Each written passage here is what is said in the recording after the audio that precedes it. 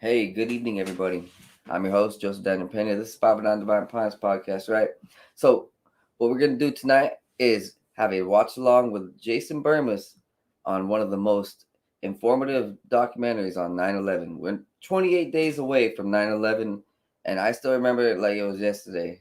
I woke up thinking, sunny day, great day, because it was. And literally, my parents were just in awe. My teacher was in awe. See, she was the biggest patriot I knew. And literally, she was from the Philippines. She was foreign. She was just so thankful to be in this country. And that day, like, shook her, shook me, my class. And, like, just thinking about it, we're 1 month away, and there's still not too many people who really understand what happened that day. But Jason Bermas has changed the game of the conspiracy and truth culture with a wonderful documentary, a grade A documentary. I hear about it all the time, and I'm going to go ahead and show you guys what it's all about. But first, like, subscribe, and share. Tell your friends. Get some popcorn. Enjoy your night. Relax. Hit my link tree, and I would like to welcome y'all to my sponsor, Boomer Boost. I just got sponsored by Boomer Boost. They provide health and body supplements to get you into superior shape. I've been using them for about a year, and the gym is easy, work is easy, gardening easy. I stay real healthy throughout all the time period of the seasons. See, I don't really get sick much. My energy stays pretty balanced throughout all day, and honestly, these supplements have changed my life. They're made by some boomers, some old guys, right? Some old geezers. But tell you, they made proper supplements and proper formulas with rare ingredients for young people and athletes in mind. So they're not really playing around. And you guys can use coupon code 509 Divine Pines 10 off on your order at boomerboost.com. And I dropped down the information below in my link and my information. So go ahead, check that out.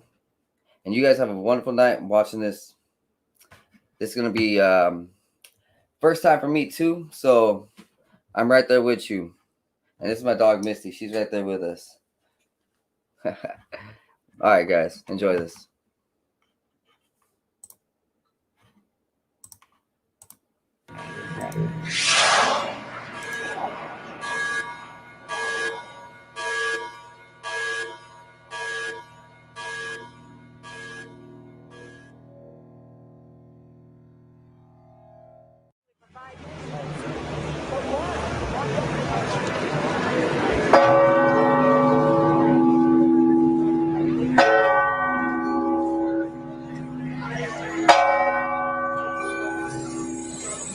On September 11th, 2006, thousands from all over the world gathered in New York City, New York. They wore black shirts, reading Investigate 9/11, and held banners that read, "Ask questions, demand answers." This day marked the 5th anniversary of the terrorist attacks of September 11th, 2001. Although the 9/11 Commission report had been published over 2 years prior, many Americans and citizens worldwide remained convinced that the truth was being withheld from the public.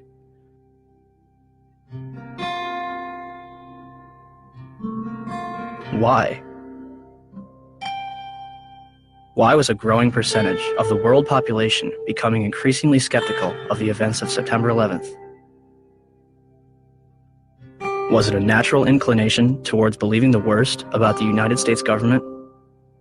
Or was it a legitimate concern that only grew more powerful with time? The 9/11 Truth Movement includes academics, engineers, physicists, firefighters, intelligence officials, and some of the very people whose lives have been shattered since September 11th. Were they all delirious? You should not be here. No, you've got it all wrong. We're honoring the fallen heroes from 9/11. As are we. No, you're not.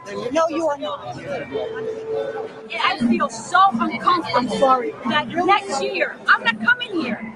Or were they a concerned group of individuals taking the necessary steps to prevent the United States from slipping into its darkest era yet? Was September 11th a surprise attack on America by 19 Islamic terrorists? Or something else entirely?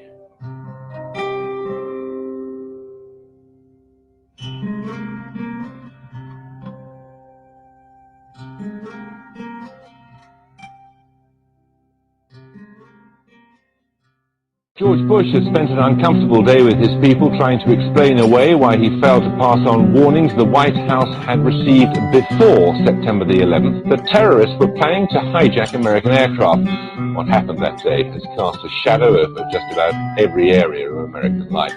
Now, one of the country's best-known journalists has said that the American response to the so-called war on terrorism has created a climate of effective censorship in a land claiming to be the home of free speech. There's never been an American war, small or large, in which access has been so limited as this one.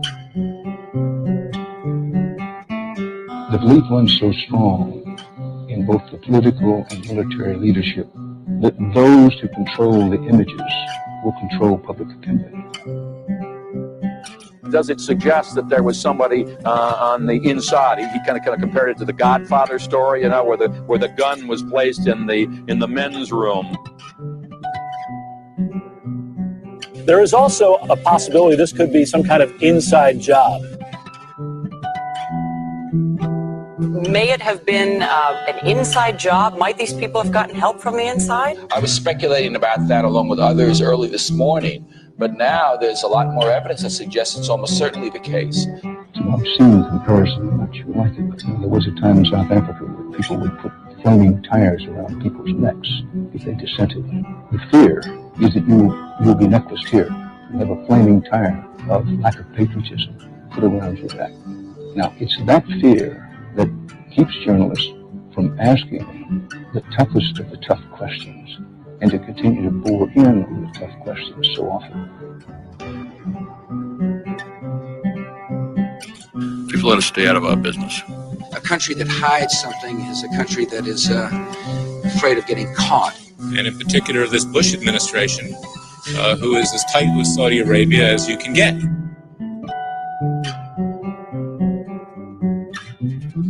The president's father used to stay with the bin Laden family when he would go to Saudi Arabia. In the past, though, the FBI has sometimes made problems worse by ignoring or denying them. FBI management intentionally and repeatedly thwarted and obstructed my attempts to launch a more comprehensive investigation to identify and to neutralize terrorists.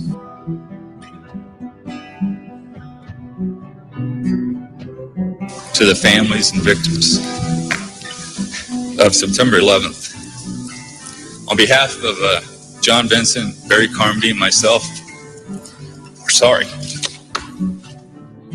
I want to say quietly, but as forcefully as I can, that I hope this doesn't go any further. It's gone too far already. I am appalled by it.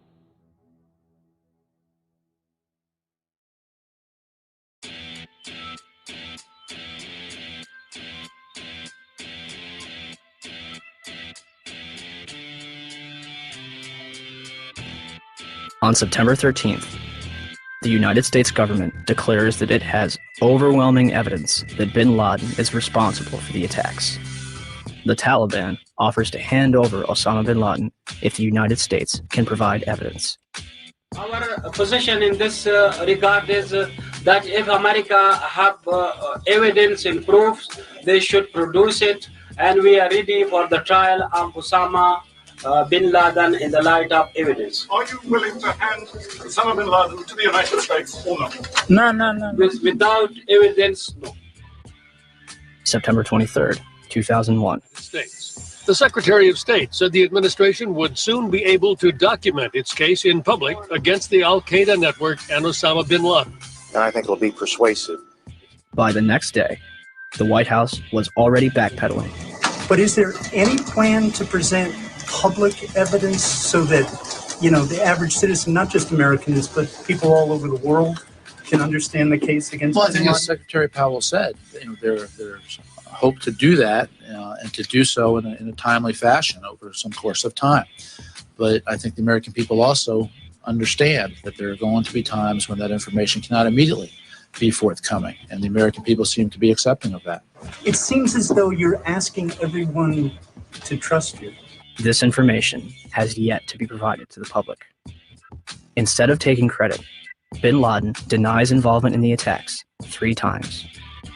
December 13th, the Department of Defense releases a videotape allegedly discovered in a house in Jalalabad, Afghanistan. Osama bin Laden describes the attacks along with Khaled al-Harbi.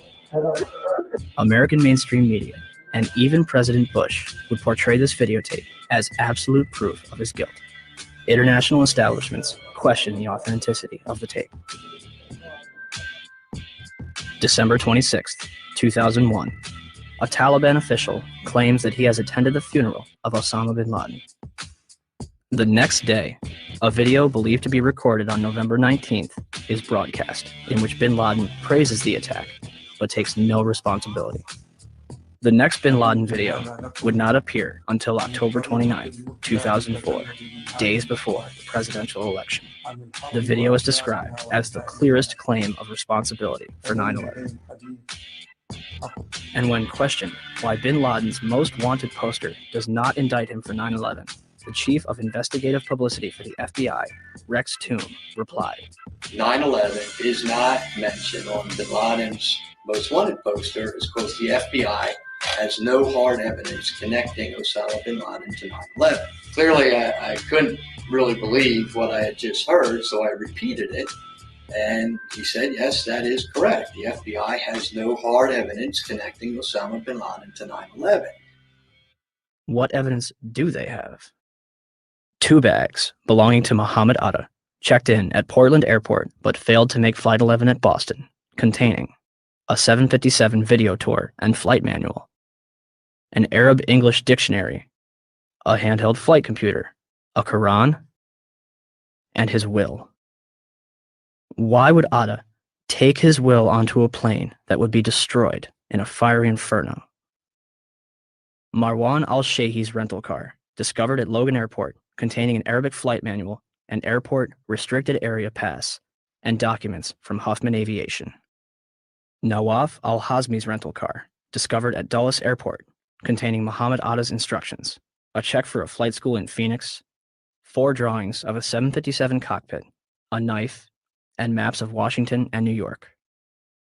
Satam al-Sakami's passport, discovered below the Twin Towers. Well, Dan, not far from here, a passerby found the passport of one of the hijackers. How does a passport fly out of a man's pocket through a 400-mile-per-hour airplane crash, survive 9,000 gallons of jet fuel, and land intact on a sidewalk 1,000 feet below? Mahed Maked and Nawaf al-Hazmi's ID cards discovered in the wreckage at the Pentagon. An ID, Saeed al-Ghamdi's passport, Ahmed al-Nami's driver's license, passport photos, and a business card found in Shanksville. The list goes on. A former high-level intelligence official commented to New Yorker magazine, "Whatever trail was left deliberately for the FBI to chase." They used hundreds of different payphones and cell phones, often with prepaid calling cards that are extremely difficult to trace. And they made sure that all the money sent to them to fund their attacks was wired in small amounts to avoid detection. Small amounts?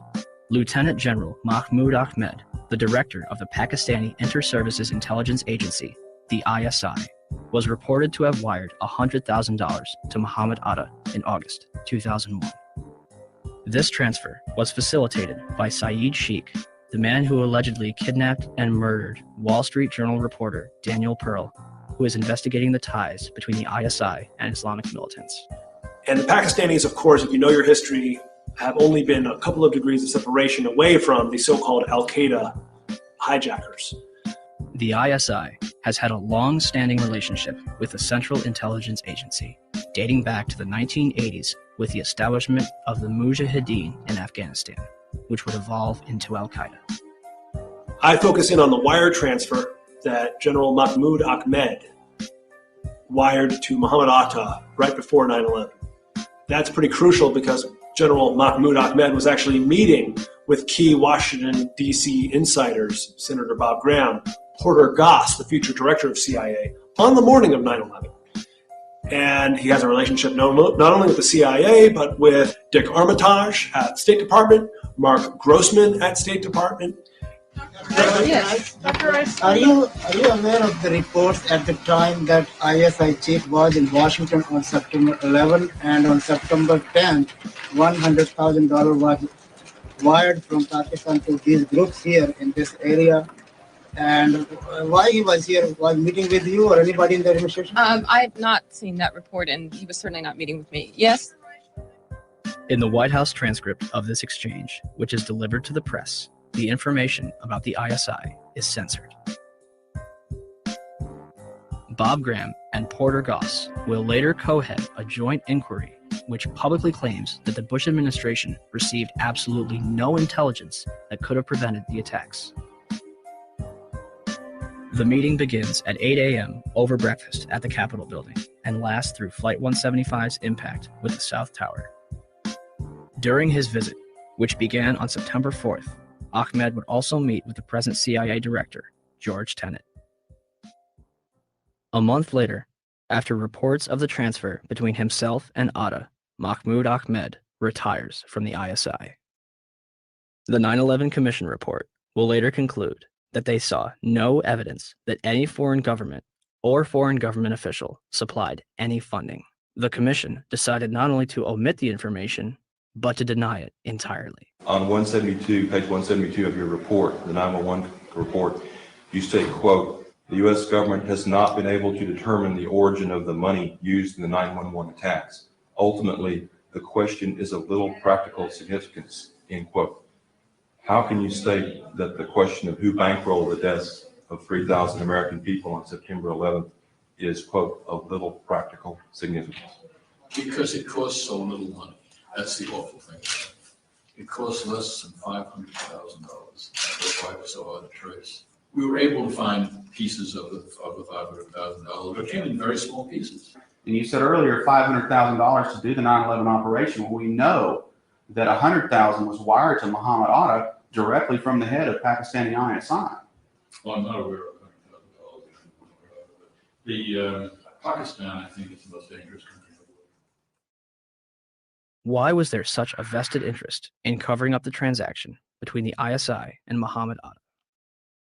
And let's talk about that wire transfer, because Governor Kane had no basis for denial, because the FBI and the Wall Street Journal confirmed the General Mahmoud Ahmed wire transfer I'm talking about. But the 9/11 Commission deliberately said that funding is not important and assigning blame is not important to them, but it is to us.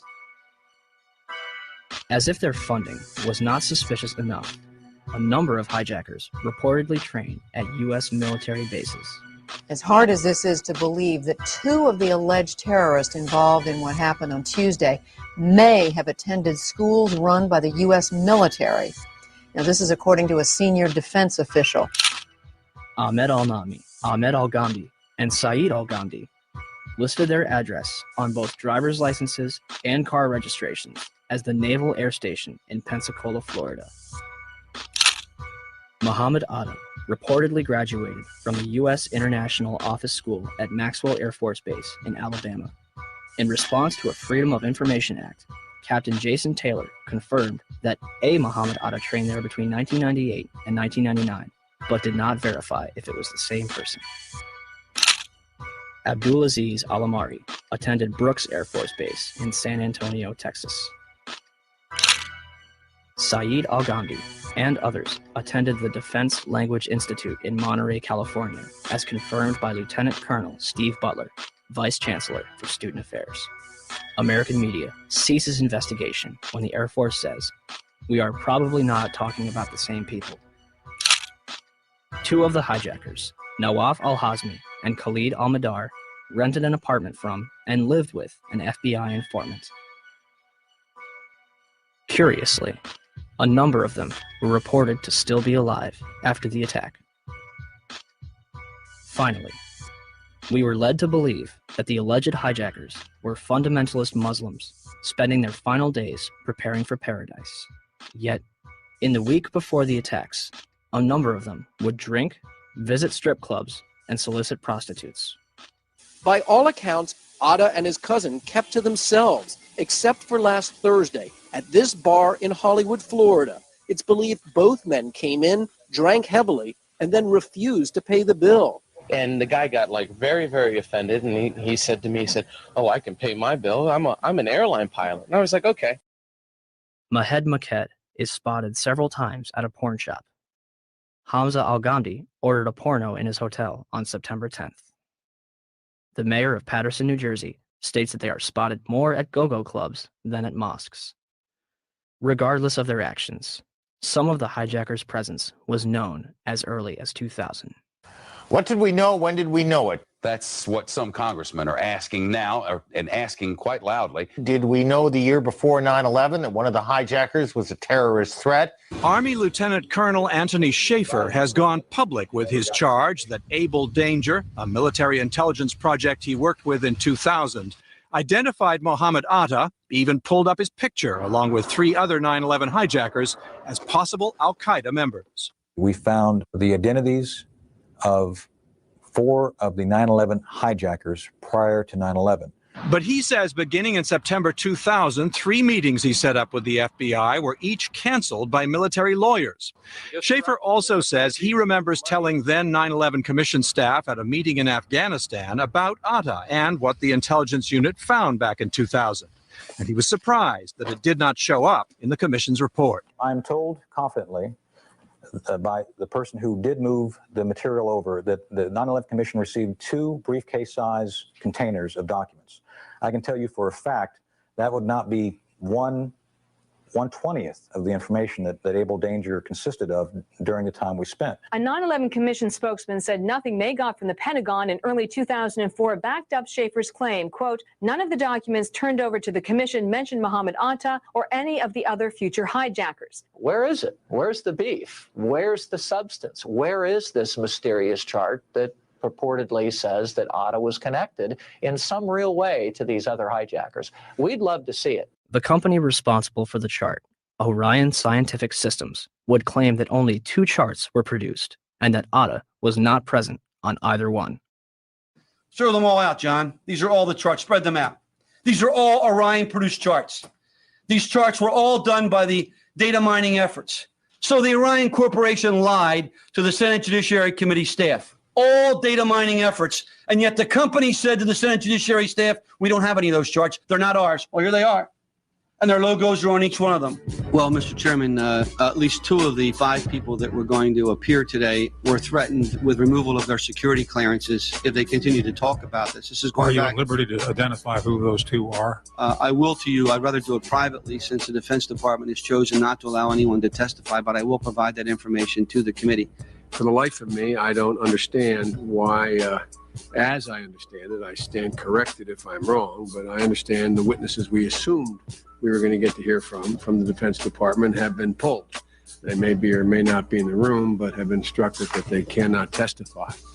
I think that's a big mistake. This is actually a chart of al-Qaeda and the various cells around the world. Much of this data, most of it was obtained prior to 9/11 by the work of Able Danger. As you see, there is an actual photograph of Mohammed Atta. What does that depict generally? It depicts the organizational and activity associations of al-Qaeda operatives that were involved in 9/11 and related events. And at the time, if the commission had looked into this in early 2004, the charts that had Mohammed Atta on it still existed. There was a chart in Mr. Smith's office. There was the chart that still should have been in the Defense Intelligence Agency because it wasn't destroyed within Lieutenant Colonel Schaefer's files until the spring of 2004. The same with the chart that Mr. Smith had. Our support to Able Danger became severely restricted and ultimately shut down due to intelligence oversight concerns. I was supported vigorously by both the LEWA and the INSCOM chain of commands, and we actively worked to overcome this shutdown for the next several months. In the midst of this shutdown, I, along with one of my analysts, Chief Warrant Officer 3 Terry Stevens, were forced to destroy all data, charts, and other analytical products that we had not already passed on to SOCOM related to Able Danger. Another former DOD official will testify today that he was ordered to destroy up to 2.5 terabytes of data. Now, I don't know what a terabyte of data is, so we contacted the Library of Congress. It's equal to 1/4 of all the entire written collection that the Library of Congress maintains. Are you in a position to evaluate the credibility of Captain Philpott, Colonel Schaefer, Mr. Westfall, Ms. Pressler, Mr. J.D. Smith, as to their credibility when they say they saw Muhammad Atta on the chart? Yes, sir. I believe them implicitly. Lieutenant Colonel Tony Schaefer, who was the first member of Able Danger to go public, has now been told in writing by the Defense Intelligence Agency that he can't speak to members of Congress or their staff without prior approval. And now a security clearance, which allowed him to deal with classified information, has been pulled. The congressman says Schaefer has been gagged, punished for speaking up. The official response to Able Danger began in September 2005 with a letter from 9/11 Commissioner Slade Gordon to Senator Arlen Specter.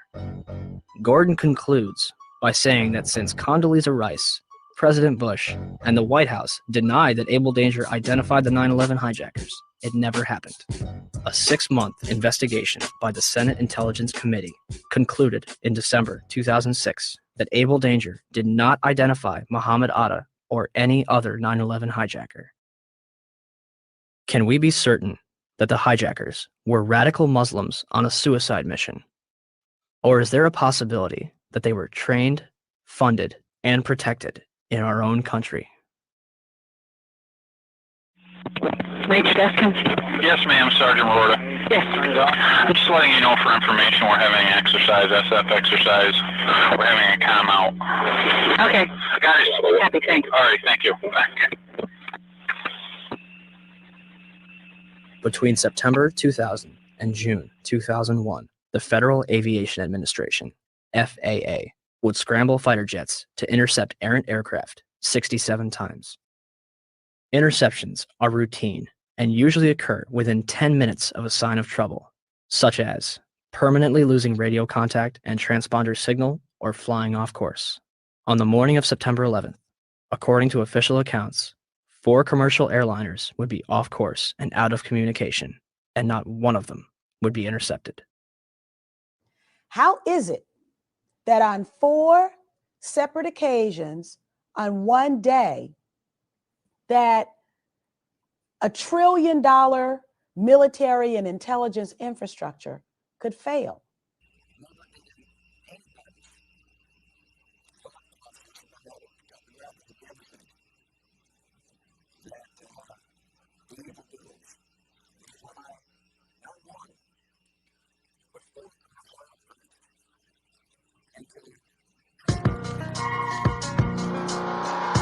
I don't think anybody could have predicted that these people would take an airplane and slam it into the World Trade Center, take another one and slam it into the Pentagon. Nobody in our government, at least, and I don't think the prior government that could envision flying airplanes into buildings on such a massive scale. But that turns out not to be true. U.S. military planners did envision and practice those very scenarios. As reported by USA Today, the North American Aerospace Defense Command, NORAD, conducted exercises with fighter jets, simulating hijacked planes flown into the World Trade Center in the 2 years before the attacks. Pentagon planners also envisioned the attack on the Pentagon 5 months before it happened.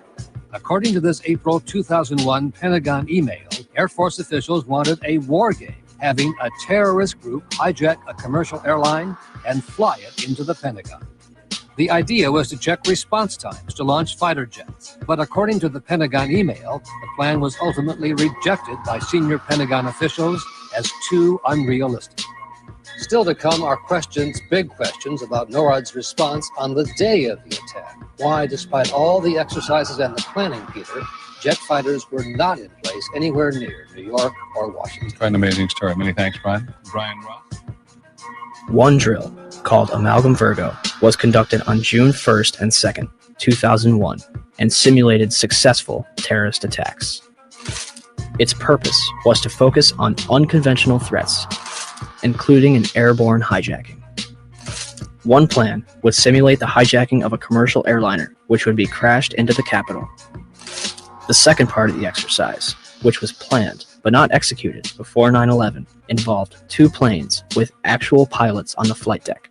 FBI agents would hijack the planes and divert them to secure locations.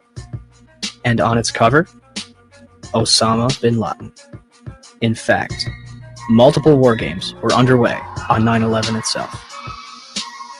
The question was, we had 4 war games going on September 11th, and the question that I tried to pose before the secretary had to go to lunch was whether or not the activities of the 4 war games going on September 11th actually impaired our ability to respond to the attacks. The answer to the question is no, did not impair our response. In fact, General Eberhard, who was then the commander of North American Aerospace Defense Command, as he testified in front of the 9/11 Commission, I believe he told them that it enhanced our ability to respond. There were 2 CPXs. There was one Department of Justice exercise that didn't have anything to do with the other 3. And there was an actual operation ongoing because there was some Russian bomber activity up near Alaska. So, did the war games ultimately help or hinder our response? September 11th was day 2 of Vigilant Guardian, an exercise staged by the Joint Chiefs and NORAD, which simulated hijacked planes in the northeastern United States. Vigilant Guardian is a branch of Global Guardian, a mass Armageddon exercise being conducted at Offutt Air Force Base in cooperation with NORAD. Originally scheduled to take place in late October, Global Guardian was moved to September. The exercise is reportedly canceled after the second Twin Tower is hit. 3 E-4B Doomsday planes remain airborne. 2 government sources familiar with the incident tell CNN it was a military aircraft, but say the details are classified. This comparison of the CNN video and an official Air Force photo suggests the mystery plane is among the military's most sensitive aircraft, an Air Force E-4B. The E-4B is a state-of-the-art flying command post, built and equipped for one reason: to keep the government running no matter what, even in the event of a nuclear war. Ask the Pentagon, and it insists this is not a military aircraft, and there is no mention of it in the official report of the 9/11 Commission. The Pentagon, the Secret Service, and the FAA all say they, at least for public consumption, have no explanation of the giant plane over the president's house, just as the smoke began to rise across the river at the Pentagon. Barksdale Air Force Base also participated in Global Guardian. Instead of returning directly to Washington, D.C., President Bush would fly to both Barksdale and Offutt Air Force Base before returning to the White House. Another drill, Northern Vigilance, moved fighter jets to Canada and Alaska to monitor a fleet of Russian MiGs on a training mission. Northern Vigilance also placed inputs onto military radar screens, also referred to as phantoms. Inputs are simulated errant aircraft, which appear real to those participating in the exercise. We fought many phantoms that day. 3 F-16s from Andrews Air Force Base, located 15 miles from the Pentagon, are flown 180 nautical miles away for a training mission in North Carolina. Fort Belvoir, an Army base 10 miles south of the Pentagon, intended to test security in case of a terrorist attack. Employees in the Office of Emergency Management on the 23rd floor of World Trade Center Building 7 continue preparations for Tripod, a biological attack drill scheduled for September 12th. Finally, the National Reconnaissance Office in Virginia begins a drill at 8:45, conducted by a team from the CIA, in which a plane crashes into their building. Also, a number of war games were being conducted that have yet to be fully disclosed. Ask about the war games that were planned for 9/11. Commissioner Gorelick. Could you please be quiet? We have only a few minutes with General Myers. I'd like to ask a question. General Myers, I'm sorry. I would ask, please, people in the audience to be quiet if you want to stay here. So, sir, This commission is not answering my questions. I'm walking out. It's a farce. I will. Thank you. So let me get this straight. On the morning of 9/11, the United States is running drills in which hijacked aircraft go in and out of radar. Fighter jets are flown out of the United States, and planes are crashed into buildings. What a coincidence. And in terms of what motivated me to bring all the aircraft down, as you see one thing happen, that's an accident. When you see two of the same thing occur, it's a pattern. But when you see three of the same thing occur, it's a program. And so at that point, I decided to bring all the aircraft down. And so, at 9:45, all airborne planes were forced to land. This order applied to all civilian aircraft. Certain military planes were allowed to remain airborne. By 12:16 that afternoon, the FAA managed to ground over 4,000 planes without incident.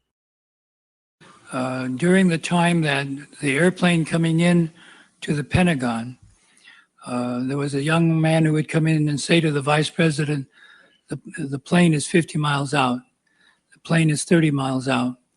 And when it got down to the plane is 10 miles out, the young man also said to the vice president, do the orders still stand? And the vice president turned and whipped his neck around and said, of course the orders still stand. Have you heard anything to the contrary?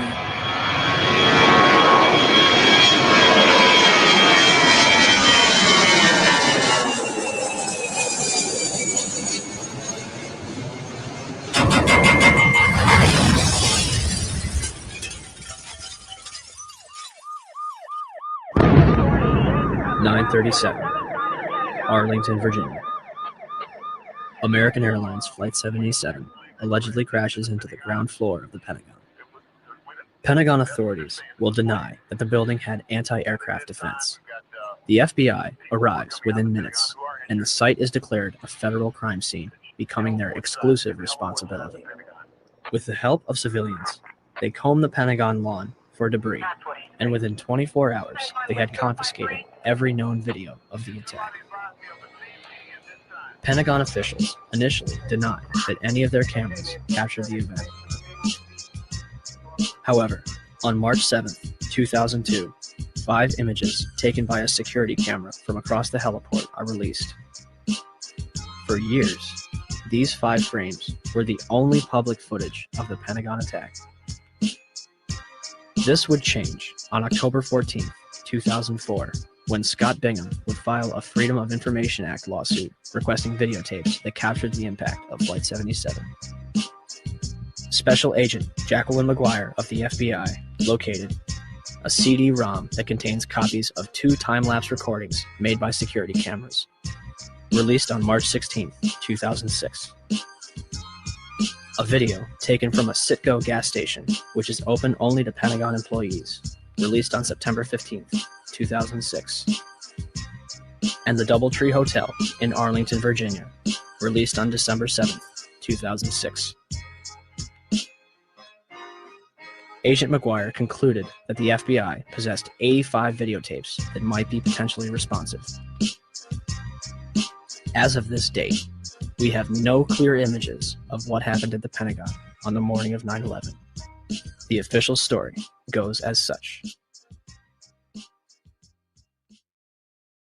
American Airlines Flight 77 was taken over by 5 hijackers, led by Hani Hanjour. Hanjour entered the United States in 1996 to become a professional airline pilot. He would not complete a single course. It's kind of a waste of time. He wouldn't show up for flights on time, didn't do his homework.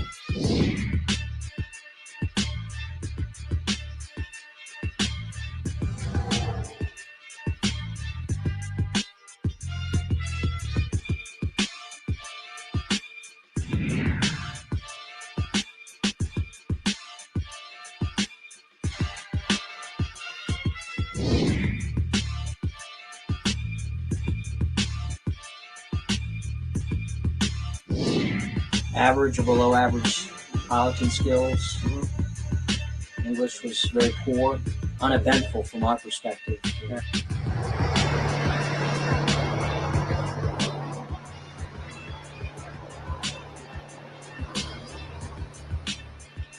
The 9/11 Commission concludes that Hanyur was perhaps the most experienced and highly trained pilot. Flight 93's hijacker, Saeed Al-Ghamdi, was a former Saudi fighter pilot. How could Hanyur be more experienced than him? On the morning of 9/11, Hani Hanyur and his 4 accomplices traveled to Dulles International Airport outside of Washington, D.C. They had spent the weeks beforehand at the Valencia Motel in Laurel, Maryland, 6 miles from the National Security Agency. All 5 will set off metal detectors and be subjected to additional screening, yet all of them proceed to board American Airlines Flight 77, which is described by the Washington Post as unusually light on passengers. Out of 188 seats, 64 would be filled. In fact, all 4 planes involved in 9/11 would be at approximately 30% capacity. The hijackers will board alongside Barbara Olson, the wife of Solicitor General Ted Olson, and a number of employees from Boeing, Raytheon, the Department of Defense, Lockheed Martin, American Airlines, the Navy, Army, and other government agencies. The pilots were Officer David Charlebois and Captain Charles Burlingame. Charles Frank Burlingame III, an aeronautical engineer and a graduate of both the Naval Academy and Top Gun Fighter Pilot School, flew F-4 fighter jets and developed anti-terrorism strategies at the Pentagon before retiring in 1989 to take a job at American Airlines. He would remain active in the reserves and anti-terrorism exercises until 1996. His Boeing 757 would be crashed into the very section of the Pentagon he used to work in. The hijackers would have only moments to subdue both Charlebois and Burlingame, remove them from the cockpit, and retain control of the airplane. Yet, the plane is hijacked without incident at 8:51 and makes an unauthorized turn to the south 3 minutes later. No mayday, no hijack code, no sign of struggle. Flight 77 will fly all the way back from the Kentucky-Ohio border, coasting for another 43 minutes against its flight path before crashing into the Pentagon without any military interception. Had Hani Hanyur wanted to inflict maximum damage, all he had to do was continue his trajectory and nose down into the roof of the Pentagon. Instead, he begins a complicated 330-degree turn, dropping 7,000 feet and exposing himself for an additional 3 minutes while executing a maneuver described by experienced pilots as nearly impossible, requiring professional expertise. In essence, an amateur pilot considered a waste of resources by instructors who was unable to control a small Cessna in August 2001, executed this nearly impossible maneuver in a 757 with skilled precision a month later. Todd Lewis is working radar at Dulles Airport. One of my colleagues saw a target moving from the northwest to the southeast. And it was just a countdown, 10 miles west. And she notified the supervisor. 9 miles west. But nobody knew that was a commercial flight at the time. Nobody knew that was American 77. What did you think? It was a military flight of some kind? I thought it was a military flight. I thought that Langley had scrambled some fighters. And it was almost a sense of relief. This must be a fighter. Maybe one of them got up there. It was really moving fast. It was moving very fast, like a military aircraft might move at a low altitude. This must be one of our guys, sent in, scrambled to patrol our capital. The 757 will descend over Columbia Pike, flying adjacent to the Sheraton Hotel, Virginia Department of Transportation, Navy Annex, and fly past the Citgo gas station before crossing Washington Boulevard. 5 light poles are knocked out of the ground. One reportedly strikes the Washington, D.C. taxiway, driven by Lloyd England. Flight 77 manages to hit the only section that was reinforced to withstand a terrorist attack, including reinforced steel and blast-resistant Kevlar windows an inch and a half thick. The renovation, planning for which had begun in 1991, was only days away from completion. Had the plane struck anywhere else, the casualties and damage would have been far greater. An area that normally would have housed up to 5,000 occupants yielded 125 casualties. The Pentagon's outer wall had a hole approximately 20 feet in diameter on the first and second floor, and visible damage 90 feet across the first floor. I would say if it was 16 feet diameter, 20 feet tops, that's what would start me so curious. As I was trying to find something, there was no marks on the grass. Something never hit the ground. It didn't hit the heliport. I mean, it was a precision or awfully lucky hit. I mean, I don't know how it didn't bounce. I don't know how it hit directly in the side of the building without touching the ground, going as fast as it obviously was going. But I can't believe the thing is more than a garage door. And again, the classic airplane crash has wreckage. I mean, they found the axles from the Ryder truck in Oklahoma City. I can't believe they can't find an engine. Opinions differ at this point. People that believe a 757 hit the Pentagon, and people that don't. Those that believe a 757 did hit are fueled by the damage path,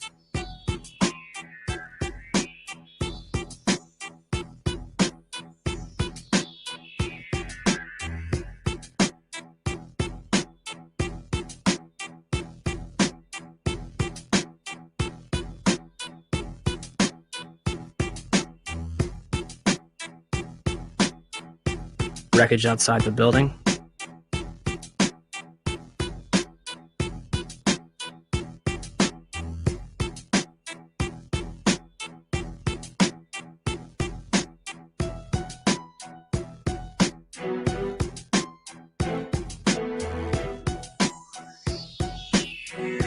and eyewitness testimony. While we were sitting in the office, and all of a sudden we heard some rumbling, something is kind of hitting us. Very imminent things could happen. So we look at each other, and it really, the noise is unbearable.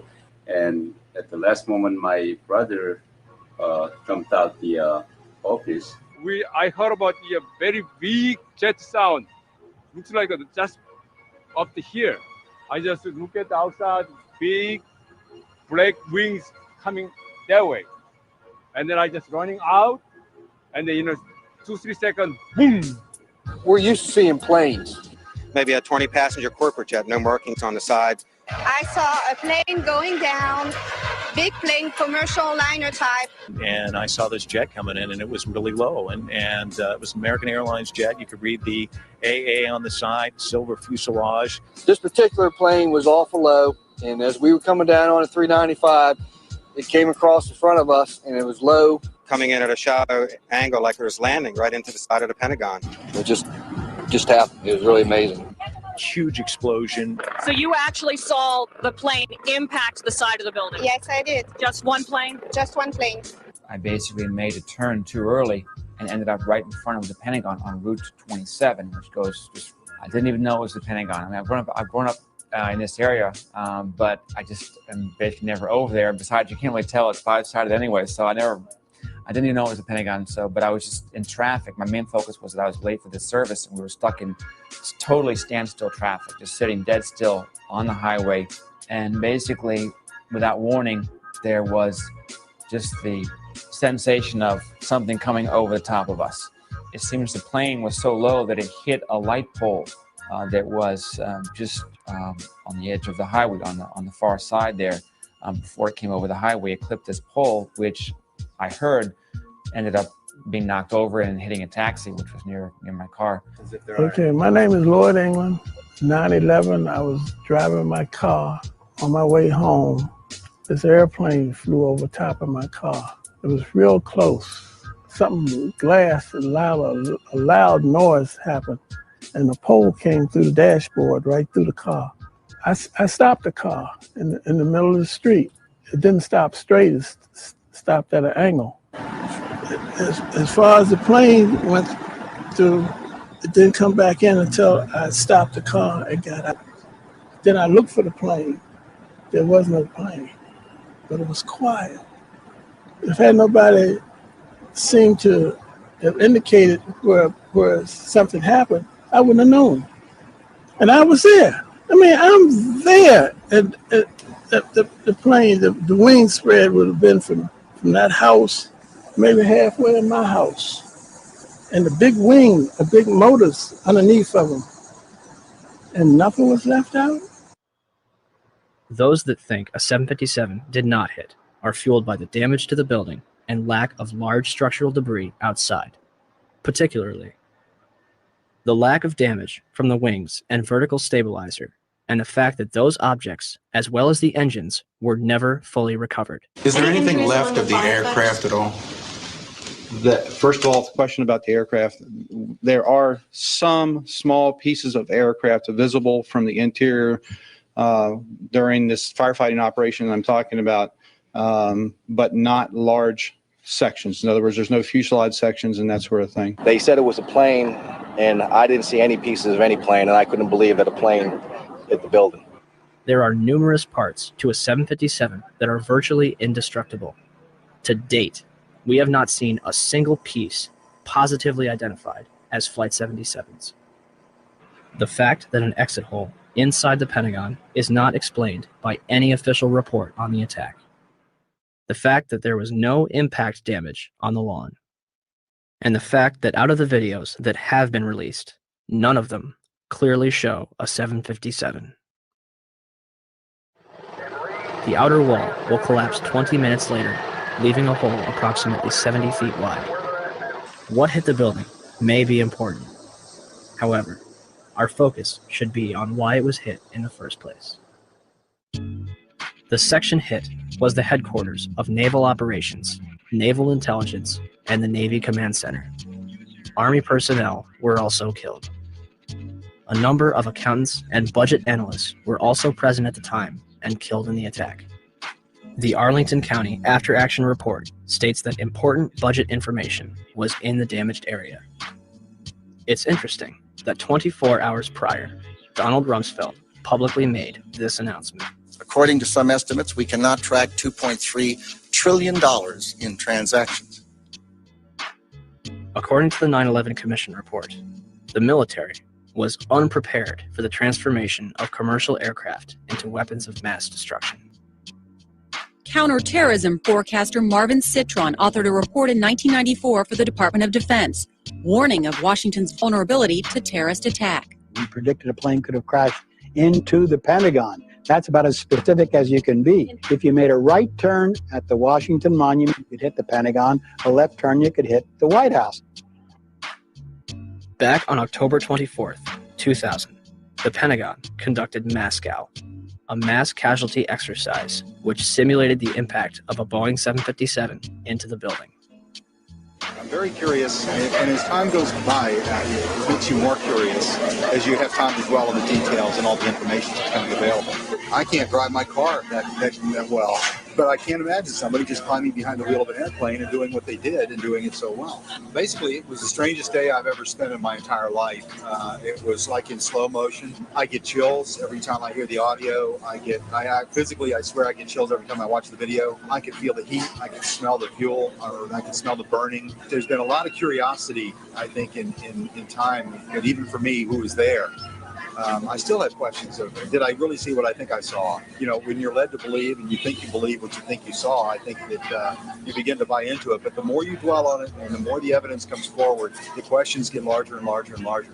I'd like some conclusion. I mean, I'm sure the families would, and I'm sure the military knows a lot more than we do in the government. But I'm just astounded that they don't share more of the information that's available. If the government was 100% forthcoming and wanted to squelch any doubt as to what happened, why have they controlled the evidence so strongly? Why is there no positive identification of Flight 77? Why, when Vice President Dick Cheney was aware of an incoming aircraft up to 50 miles away, were employees allowed to remain in the building? Had a single alarm gone off inside the Pentagon, 125 people would be alive today, and hundreds more would not be suffering. And when it got down to the plane is 10 miles out, the young man also said to the vice president, do the orders still stand? And the vice president turned and whipped his neck around and said, of course the orders still stand. Have you heard anything to the contrary? Norman Minetta's testimony would be completely unreported by the 9/11 Commission.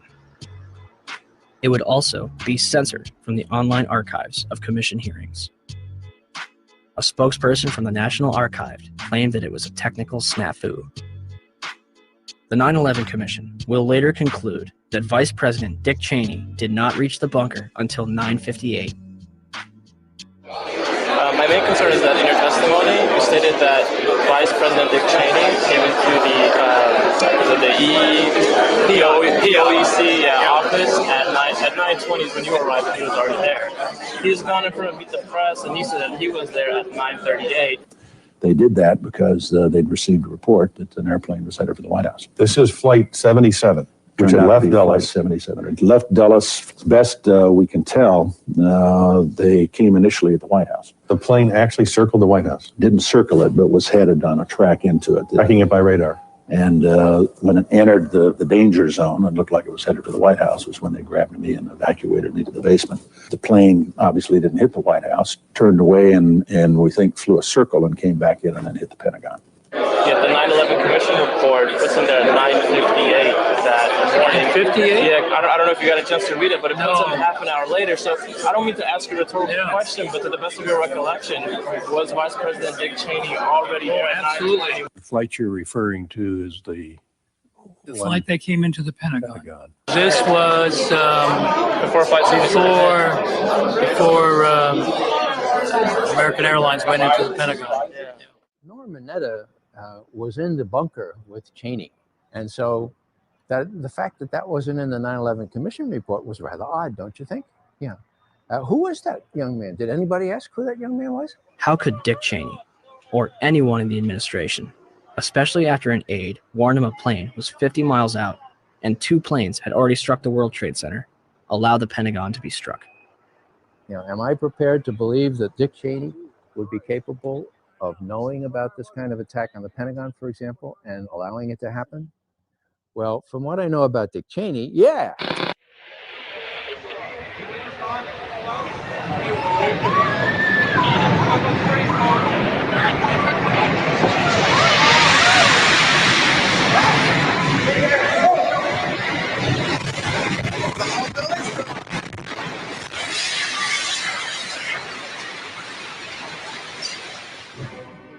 (9:59), New York City, New York. The South Tower of the World Trade Center, 110 stories tall, collapses to the ground in approximately 10 seconds. 29 minutes later, the North Tower follows suit, also collapsing in approximately 10 seconds.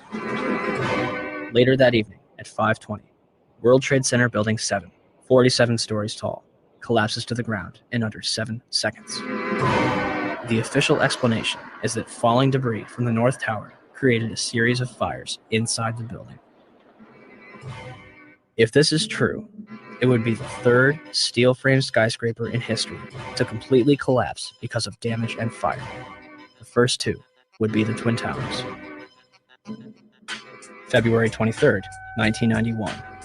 One Meridian Plaza, a 38-story skyscraper in Philadelphia, burned for 18 hours across 8 floors. It is later described by officials as the most significant fire of the century. It did not collapse. October 17, 2004. A 56-story skyscraper in Caracas, Venezuela, built in 1976, burned for over 17 hours and spread across 26 floors. It did not collapse. February 13th, 1975. A 3-alarm fire broke out between the 9th and 14th floors of the North Tower. No one died. The building was unoccupied. The fire began in an electrical wiring closet on the 11th floor. There should have been fire stops to prevent it from spreading, but there weren't. The fire spread to 6 other floors. Even without a sprinkling system, fire department officials and building officials here say that there's no chance the World Trade Center could become a type of towering inferno. The fire is so intense, it leads to the installation of sprinkler systems. which would come in handy on May 19th, 1975, when 7 fires strike the complex. The South Tower had garbage fires dispersed between the 25th and 36th floor, and the North Tower had a fire on the 11th floor. 6 of the fires were minor, but the 7th on the 32nd floor of the South Tower caused heavy damage. Guess what? They did not collapse. September 11th, 2001. 2 110-story skyscrapers, completed in 1973, burned for 56 minutes over 8 floors and 103 minutes over 5 floors, respectively, before collapsing completely to the ground. Some argue that this was due to the construction of the Twin Towers. The Twin Towers were composed of 200,000 tons of steel and 425,000 cubic yards of concrete.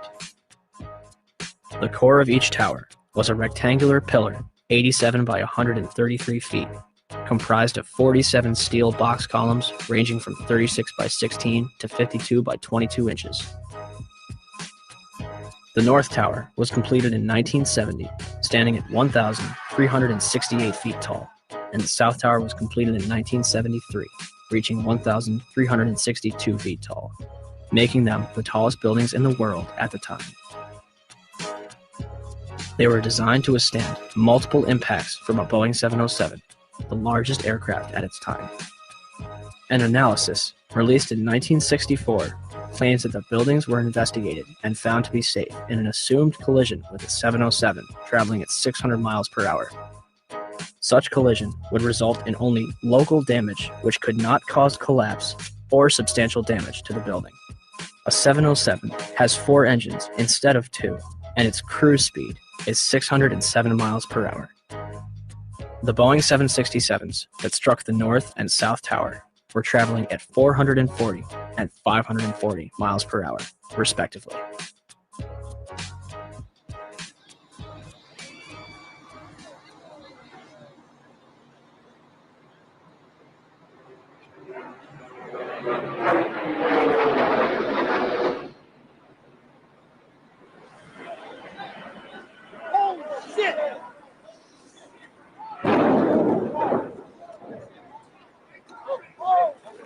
Breaking news on WCBS 880, right here, right now. I believe that we can get in touch with him. We have a witness who saw what happened at the World Trade Center. This apparently was a commuter plane that smashed into it with such force that the windows of the Pick-a-Bagel smashed with a big bang. Everybody was very frightened. Did you manage to see what kind of plane it was? I couldn't tell. It was a smaller plane. It looked like a smaller plane, but I couldn't tell. I'm not really sure. A medium-sized body plane with engines on both sides. Almost like a gray-black color in nature on the plane. I would say it wasn't a huge jet, but it was a plane that sounded like it was a fighter jet overhead. I work right next door at 74 Trinity Place. We heard the first one come in. I didn't know what it was. It sounded like a missile. Oh, my God, Ed, another plane just hit the World Trade Center.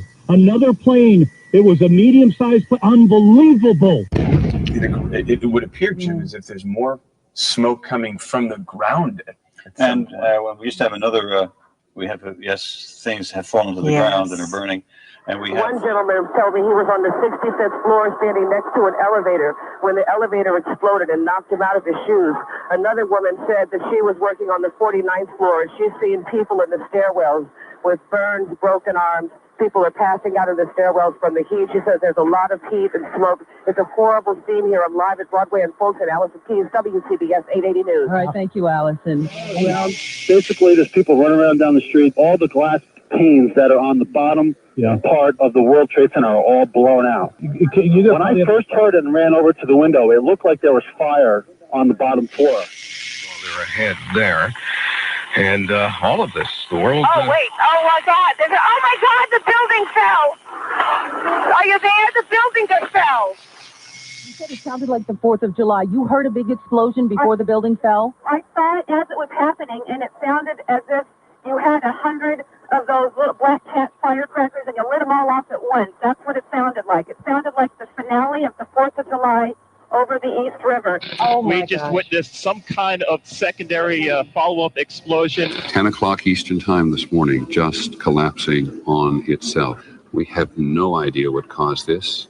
Almost looks like one of those planned implosions. As if a demolition team set off. When you see the old demolitions of these old buildings, it folded down on itself and it is not there anymore. If you wish to bring anybody who's ever watched a building being demolished on purpose knows that if you're going to do this, you have to get at the under infrastructure of a building and bring it down.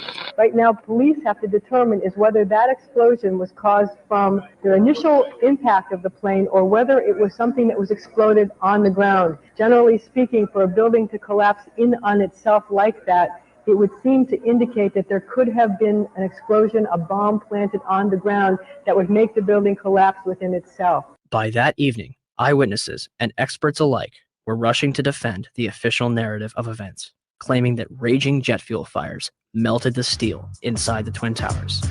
I saw this plane come out of nowhere and just scream right into the side of the Twin Tower, exploding through the other side. And then I witnessed both towers collapse, one first and then the second, mostly due to structural failure because the fire was just too intense. When one of those airplanes crashed into one of the towers, it was the equivalent of a 6-point earthquake. Marlene Davis is the Dean of Architecture at the University of Tennessee. She calls the 110-story tall twin tower tube structures. That means there are no internal columns holding it up. You know, when we saw this yesterday, people said, oh my goodness, there was a bomb on there. There must have been a bomb that collapsed. Must have been a bomb below. Right, that finished the job. Well, it turns out we heard from experts who said that, you know what, the fire on those floors, probably 1,500 degrees. Steel can only withstand so much because the steel structure that holds the building up was on the outside, and essentially the building started to melt and it gave way and it toppled. Engineers suspect the temperatures inside the crash areas could have quickly reached well over 1,000 degrees, perhaps approaching 2,000 degrees, beyond the melting point of any steel. They were not designed, perhaps, to take a direct strike from something the size of a 737 or an Airbus, perhaps fully loaded with fuel. Steel will melt. Physics professor and explosives expert Van Romero.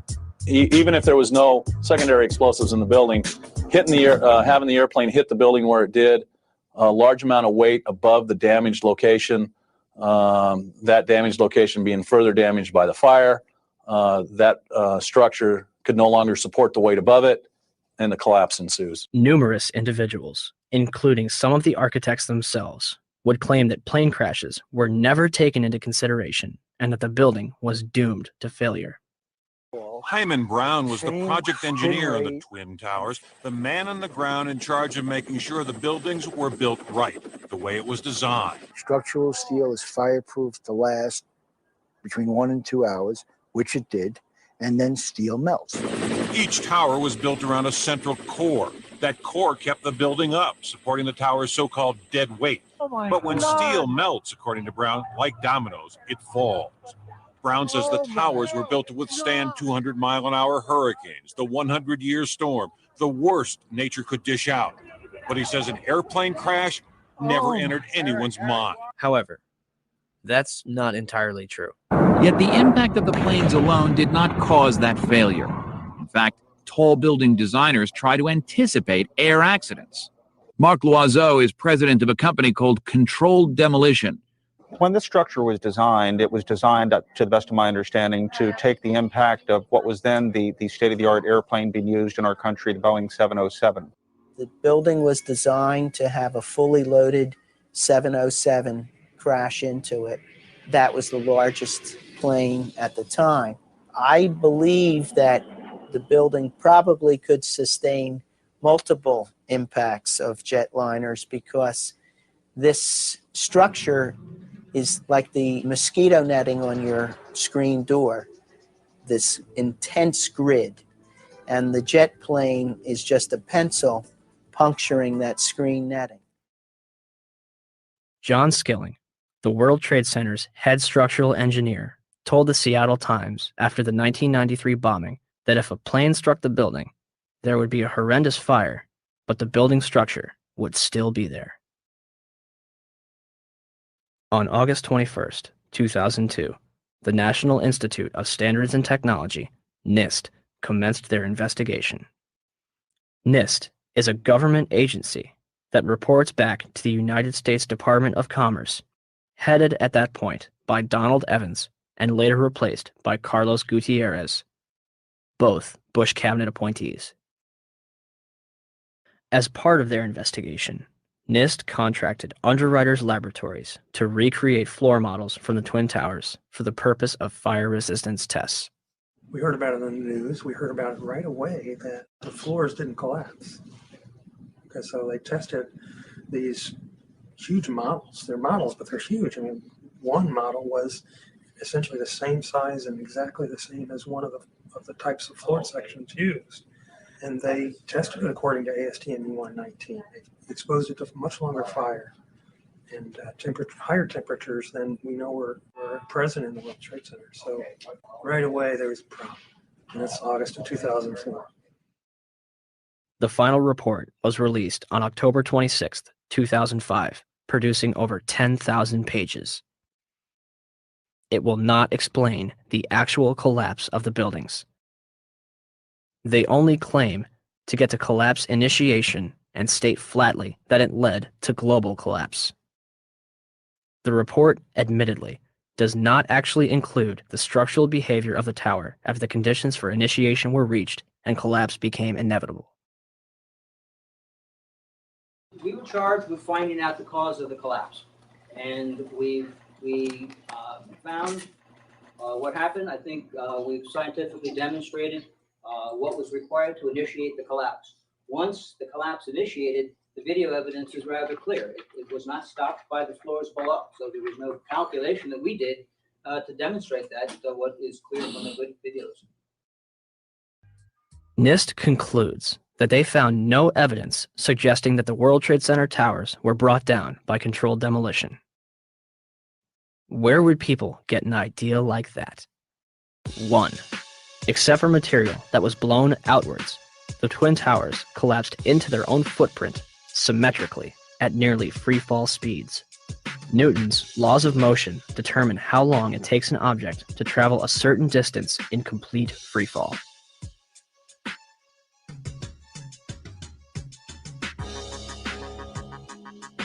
In a controlled environment, an object dropped from the roof of either twin tower would reach the ground in 9.2 seconds.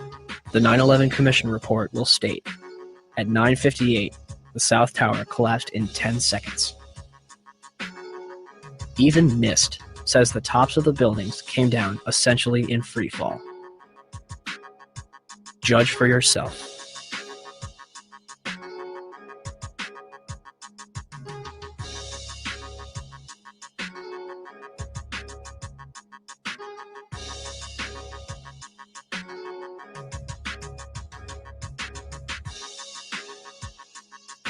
And our conclusion is that the building should not have fallen that rapidly if indeed fire caused the collapse.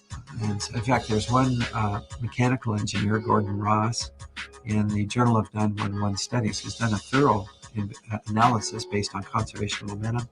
If the official story was correct, then the heating that was supposed to cause the failure would have been a much slower event, and it would have been an asymmetric event.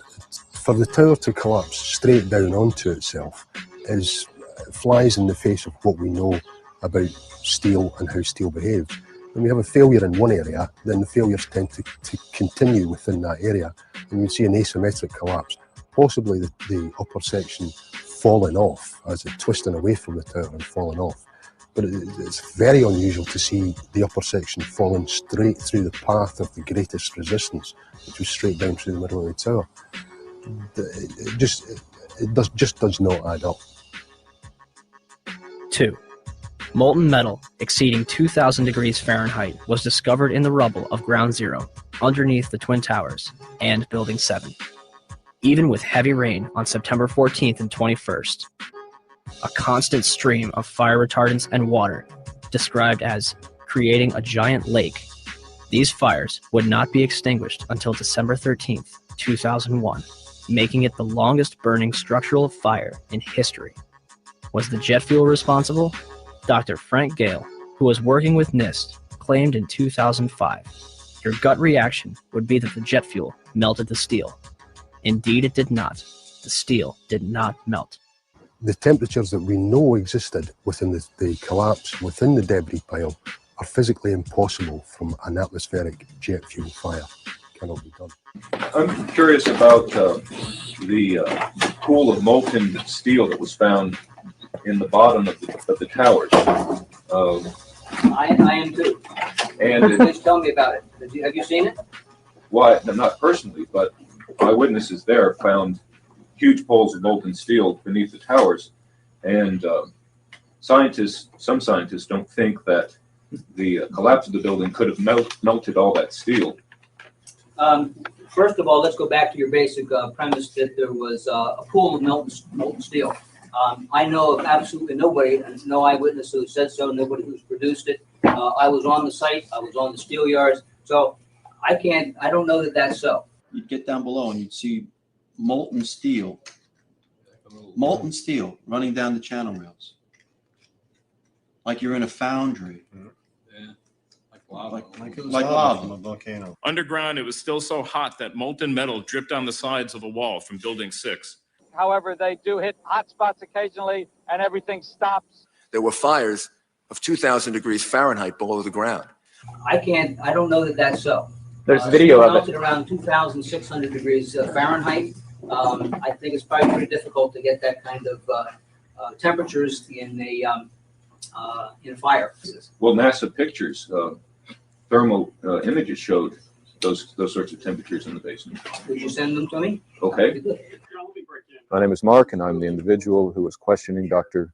Gross, and he asked me to email to him those thermal images.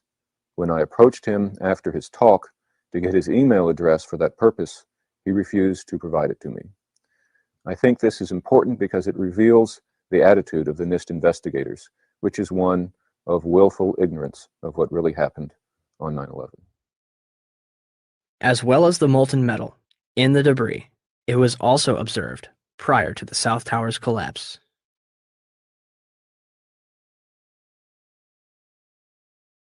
Also, a minute and 20 seconds before collapse, large amounts of white smoke begin pouring from the base of the South Tower.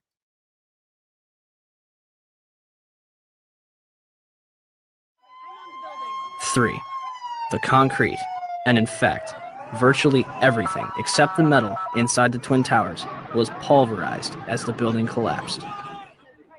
This pulverized material created pyroclastic dust clouds that raced down city streets, coating lower Manhattan in a fine dust. Pyroclastic clouds generally occur during two events: volcanic eruptions and controlled demolitions.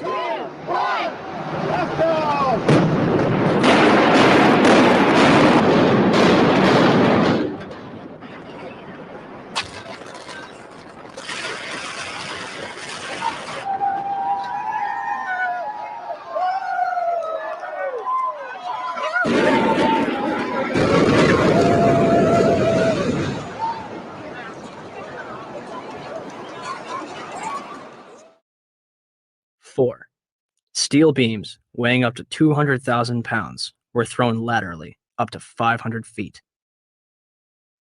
A cross-section from the World Trade Center weighing approximately 300 tons was embedded in the southeastern corner of the American Express building. This piece would have had to travel at least 390 feet, maintaining enough kinetic energy to embed itself in the corner of the building. What we should have seen in the debris pile was a pyramidal shape. If it had been a gravity-driven collapse, we would have seen a roughly pyramidal shape or a conic shape. What we actually did see was a massive ejection of dust and debris and large sections of steel from well away from the towers, tens of meters away from the towers. That's hard it's hard to see a reason for that within a gravity-driven collapse. 5, firefighters and eyewitnesses reported a series of explosions before and during the collapses.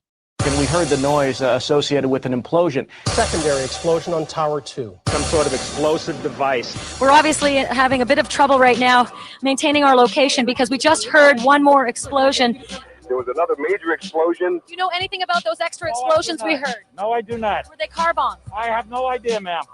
This thing shook. and I heard like an explosion. Do you know if it was an explosion or if it was a building collapse? To me, it sounded like an explosion. We heard a very loud blast, explosion. They were taking photographs and securing this area just prior to that huge explosion that we all heard and felt. Not clear now is why this explosion took place. When there was some sort of collapse or explosion. From street level, as though it had exploded up, a giant rolling ball of flame, and the firefighters screamed, "Run!" It was this blast of warm air. It wasn't hot. It was warm. And it picked me up and threw me up against the wall of the building. You were picked up off the ground. Physically picked up off the ground. I remember an explosion. At that point, I got knocked out. I don't remember anything. Then I got up and I looked out the window because the windows exploded and the street below caved in. And at that point, there was like fireballs coming up. An hour later than that, we had that big explosion from much, much lower. I don't know what on earth caused that. 15 minutes after they made their entry, we heard a boom. I don't know if that was the infrastructure that was going or another explosion. Again, there has been a second explosion. John, just seconds ago there was a huge explosion, and it appears right now the second World Trade Tower has just collapsed. All of a sudden I heard rumbling and we all started running away from it. The glass like blew out and threw me onto the sidewalk, and I couldn't see for like 20 seconds. It was like holy hell coming down upstairs.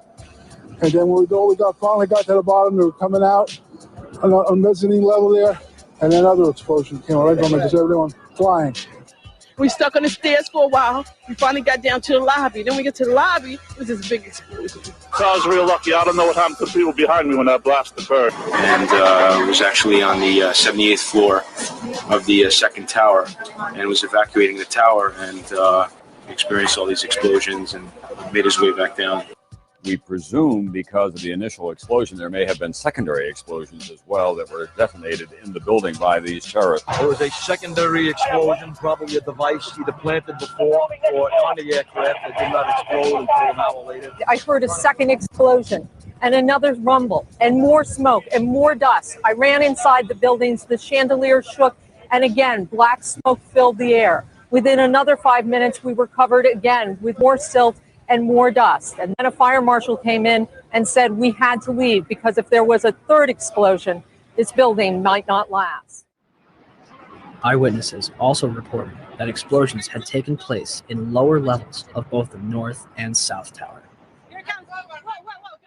They were having coffee in the World Trade Center when the first plane struck. And all of a sudden it sounded like, I don't know where the subway is, but it sounded like a subway collision, a bomb, and it was just pounding, boom, boom, boom, and I literally thought the subway had exploded. And the ladies that are with me were in the World Trade Center in the first building and escaped through the lobby where they report they believe there was a bomb in the lobby. Just get out of the tunnel, man. Kind of blue. The subway tunnel? Yeah. Yes, I was right there. I was down in the basement, came down, all of a sudden the elevator blew up, smoke. I dragged the guy out, his skin was hanging off, and I dragged him out, and I helped him out to the ambulance. And when I got up to the concourse level, it was just like, like gunfire and then just three big explosions. And even the turnstile was burnt and was sticking up, and they just told us to run. I heard the first explosion, and the elevator blew up. And as we were coming out, we passed the lobby. There was no lobby. So I believe the bomb hit the lobby first, and a couple of seconds in the first plane hit. Firefighter John Schroeder arrived in the lobby of the North Tower shortly after the first plane struck. So we're standing there in the lobby, we're getting all together. All of a sudden, we hear... I look down to my right, and the elevator's exploded, something out of like a Bruce Willis Die Hard movie. People just come running out of the elevators, on fire, fireball. I mean, it was like, what is going on here? Something's up here. I mean, the plane's up there, now there's fire down here. People run around, all on fire. This is crazy.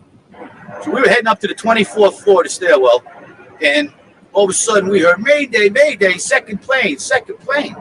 Swift, we're looking at each other like, come on, second plane. There's no way there's a second plane. Within seconds, our building got rocked. We got bounced around in the stairwell like pinballs, man. And we just said, you know what? Time to go. We got down to the lobby, and everything was blown out, exploded. Everything was okay. We were the only ones in the lobby now. We're going, wait a second here. Where is everybody? Because the building was coming down the outside. They moved the command post to World Trade Center too. So now we're like, we didn't get up. We didn't get no. Where is everybody? We were in the lobby. It looks like everything was exploded. Everything was gone. We're like, what is going on here? We didn't know. We were like, this is crazy. But for every window in the lobby to be exploded, I mean, them windows were like as thick as forget it. They were 2-3 inch glasses. Come on. They exploded out of the lobby. Something. It wasn't from the jet fuel. No way. The elevators exploded. They were down from the lobby. The lobby was over here. That should never have happened. Something would happen there, and that wasn't. We came down. It looked like a bomb went off in the lobby. There was no fire. It just looked like a bomb went off. So, how was the largest and most puzzling architectural failure in history treated? The steel from the World Trade Center was mostly shipped overseas, eliminating any possibility of independent investigations. New York City's Department of Design and Construction contracted 4 companies for debris removal. Each was assigned a specific zone and controlled and monitored by a 3-person team. The operation was so controlled that in November, each dump truck used for removal of debris was fitted with a GPS locator. One driver took an extended lunch break and was dismissed from the job. By April 2002, over 185,000 tons of debris had been removed from Ground Zero. FEMA's Building Performance Assessment Team was not even granted access to Ground Zero. They were granted a tour of the site in early October, but were forbidden from collecting samples or examining blueprints. Out of hundreds of thousands of pieces of steel, 150 were preserved at Fresh Kills landfill, from where FEMA conducted its investigation.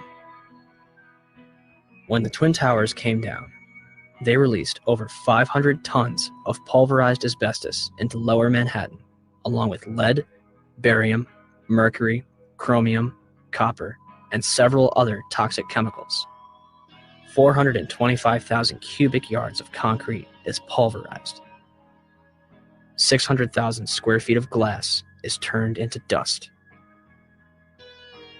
During the World Trade Center's construction, spray-on fireproofing comprised of concrete and asbestos was placed on the core columns.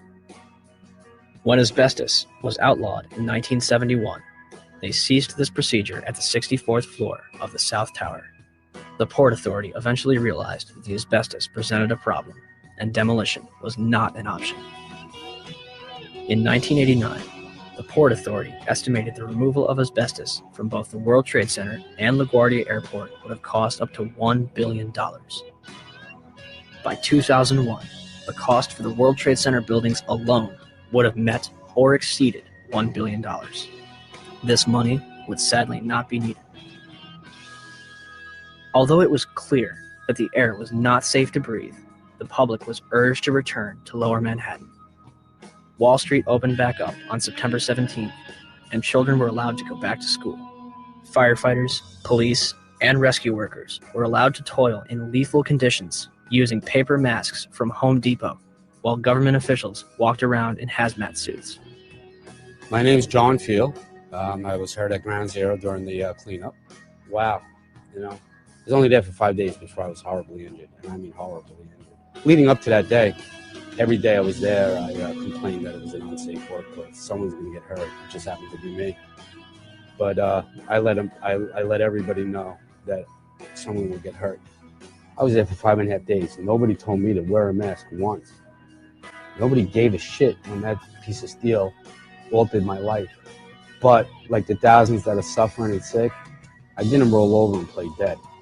And I know human life takes a backseat to the almighty dollar, and that's what makes this country roll and run is the almighty dollar. But you guys somewhere along the line lost your credibility with me.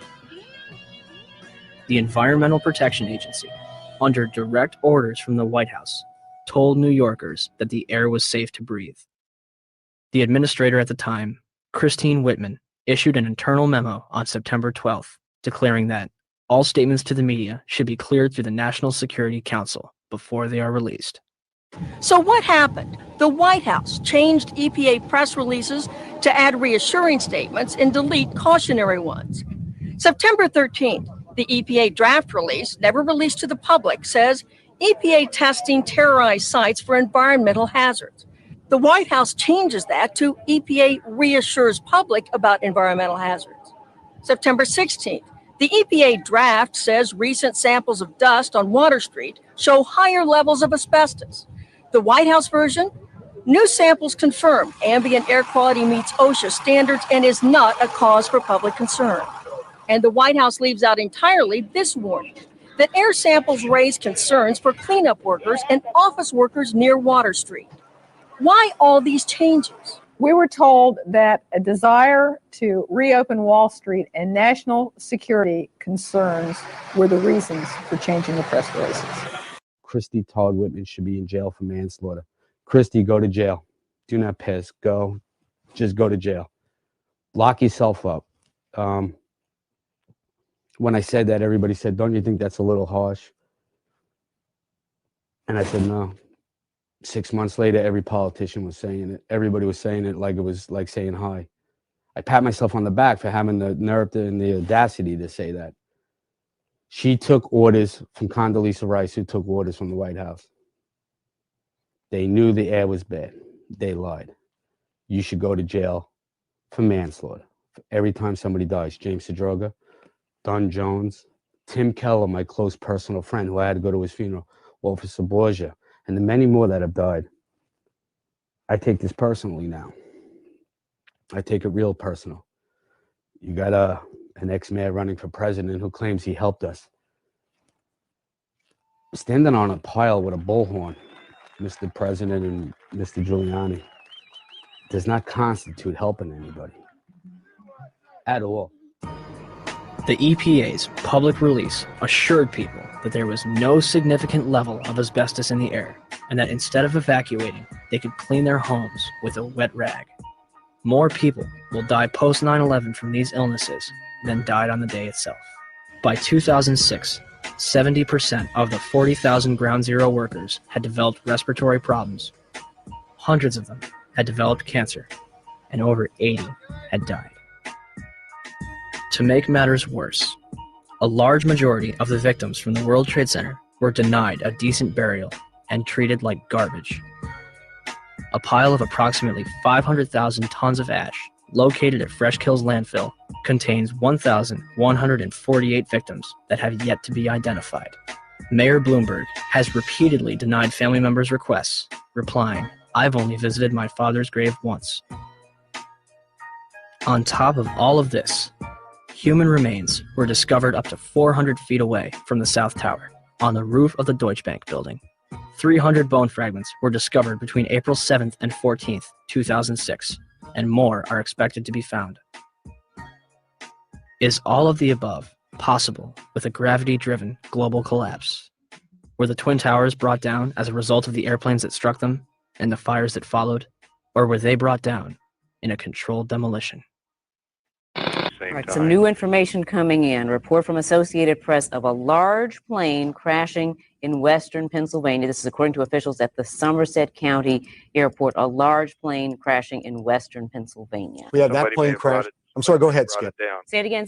Repeat, please, Skip. I'm saying somebody may have made that horrible decision to go ahead and take the plane down.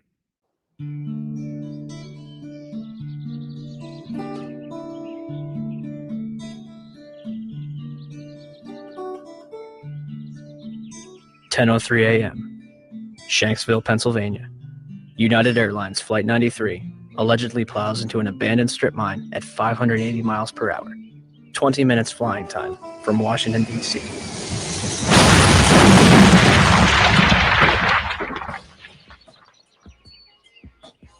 Originally, the official story is that passengers on board the plane overthrew the hijackers and sacrificed themselves to prevent further casualties. The 9/11 Commission will later conclude that hijacker Ziad Jarrah, anticipating a cockpit overthrow, crashes the plane into the ground. Debris from Flight 93 was found considerable distances from the crash site. The debris here is spread over a 3 to 4 mile radius, which has now been completely sealed off and is being treated, according to the FBI, as a crime scene. This is one of those cases where the pictures really do tell the story, that sort of the most horrifying aspect of this particular crash scene is how little debris is visible. That's really all you see, is a large crater in the ground and just tiny, tiny bits of debris. There has been at least one report that the investigators out there, and there are hundreds of them, as I said tonight, have found nothing larger than a phone book. Well, Darren, in the last hour or so, the FBI and the state police here have confirmed that they have cordoned off a second area about 6 to 8 miles away from the crater here where this plane went down. This is apparently another debris site, which raises a number of questions. Why would debris from the plane, and they identified it specifically as being from this plane, why would debris be located 6 miles away? Could it have blown that far away? Seems highly unlikely. Almost all the debris found at this site is within 100 yards, 200 yards away. So it raises some questions. We don't want to over-speculate, of course. It seems to me, from covering a number of plane crashes on the scene, that if nothing else, you can say this is not typical for a plane crash to be spread across an area this large. It certainly doesn't make sense, because most of the debris has been found in a very compact area within 100 yards, 200 yards, maybe a little beyond that. And then all of a sudden they're telling us 6 miles away they have another concentration of debris. They say it's very small pieces. Most of these are very small pieces. Most of the pieces here are no bigger than the size of a briefcase, they say. And the pieces 6 miles away, maybe even smaller than that. Did they find a plane in Shanksville? Within the last hour. I want to get quickly to Chris Kanicki.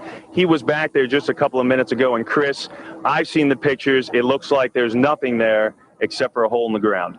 Basically, that's right. The only thing you could see from where we were was a big gouge in the earth and some broken trees. From where we could see, there wasn't much left. Any large pieces of debris at all? No, there was nothing that you could distinguish that a plane had crashed there. Smoke, fire? Nothing. It was absolutely quiet. It was actually very quiet. Nothing going on down there. No smoke, no fire. Just a couple of people walking around. They look like part of the NTSB crew walking around looking at the pieces. How big would you say that hole was? From my estimates, I would guess it was probably about 20 to 15 feet long and probably about 10 feet long or 10 feet wide. What could you see on the ground, if anything, other than dirt and ash? And you couldn't see anything. You could just see dirt, ash, and people walking around, broken trees. From the Somerset County coroner to the mayor of Shanksville, almost every eyewitness would remark how little of the plane and its passengers remained. But when I got there, I wondered to myself, where is it? The plane was just totally disintegrated. The only thing we didn't see were people. Nothing to indicate that there was even anybody on the plane. I remember asking a state trooper that was there to be sure, is that where the plane went down? It was so hard to tell because there was nothing around. The Pennsylvania state website puts it best. It is difficult to believe that a 757 plunged into the ground with such force that the plane literally disintegrated and created a still smoldering crater. Is there any historical precedent for a commercial airliner disintegrating upon impact?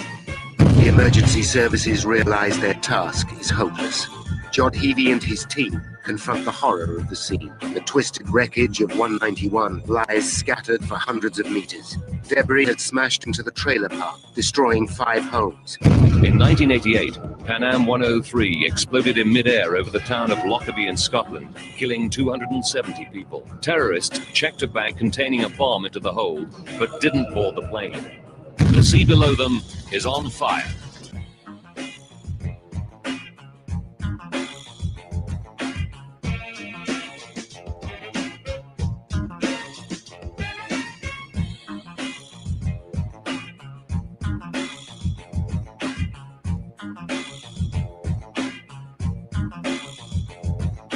The governor is saying that the pilot was able to dump fuel over Jamaica Bay. It immediately veered over to the right, and it came nose down, only a block away from where I was working. And the room just exploded. My daughter got blown through the patio doors.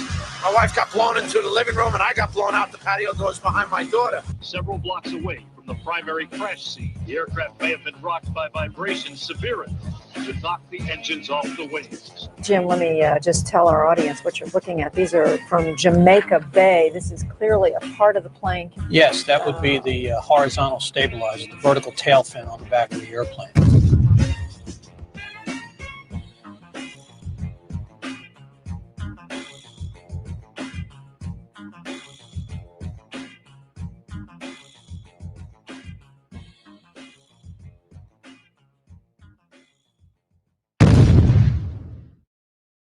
In 2006, during the trial of Zacarias Moussaoui, the FBI managed to provide a multitude of evidence that appears to have survived a catastrophic crash in near pristine condition. Among the exhibits were a red bandana, a Kingdom of Saudi Arabia driver's license, John Talignani's driver's license, and flight attendant Cece Lyle's personal effects, including her driver's license and Marriott hotel card. Although a 757 managed to obliterate itself upon impact, paper and fabric managed to survive without a scratch. They also released pictures of an engine and 2 pieces of fuselage. It is not specified where those were found. Once again, the FBI stepped in to supervise every aspect of the investigation. They repeatedly denied family members' requests to listen to the cockpit voice recorder. The FBI gave in on April 18, 2002, as long as the victims' relatives didn't talk about it. And for some reason, the last 3 minutes were unaccounted for. No explanation has been given. Even after Zacarias Moussaoui's sentencing, the actual cockpit voice recorder has yet to be released. The 9/11 Commission concludes that the military was not informed of Flight 93 until 10:07, minutes after it had crashed. We heard the explosion. Actually, our power had gone off, and then we felt a tremor. We had just gotten up, and the next thing I know, it sounded like a missile came across our house. I mean, they were going that fast. It was flying. It was coming from that direction. I have no idea what it was. Oh no, it wasn't the aircraft that crashed. No, it's hard for me to believe that they did not know about that aircraft until 10:07. That's difficult for me to believe.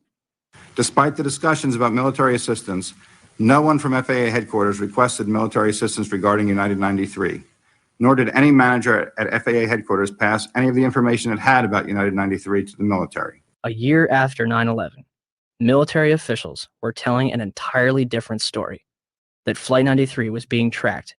In the Pentagon Command Center, there's a report of another hijacked plane, United Airlines Flight 93. We received a report from the FAA that Flight 93 had turned off its transponder, had turned, and was now heading towards Washington, D.C. The decision was made to try to go intercept Flight 93. The rules have changed. We could do something about it now. Colonel Bob Marr is in command at the Northeast Air Defense Sector base in Rome, New York. The words that I remember as clear as day was, "We will take lives in the air to preserve lives on the ground." Marr orders his air controllers tell the pilots to intercept Flight 93. United Airlines Flight 93 will not be allowed to reach Washington, D.C. The closure time came and went, and nothing had happened. So you can imagine everything was very tense. Flight 93 is about 175 miles north and west of Washington, flying over Somerset County, Pennsylvania. Up above, a fighter jet streaks by. It was about 10:03 that the fighters reported that Flight 93 had crashed. Eventually, of course, we never fired on any aircraft. When you heard the plane was down without a shot being fired at it, do you remember what you said? We just witnessed an act of heroism. Was Flight 93 downed by hijackers in an open field in Shanksville, Pennsylvania? Or is the truth being withheld from the public?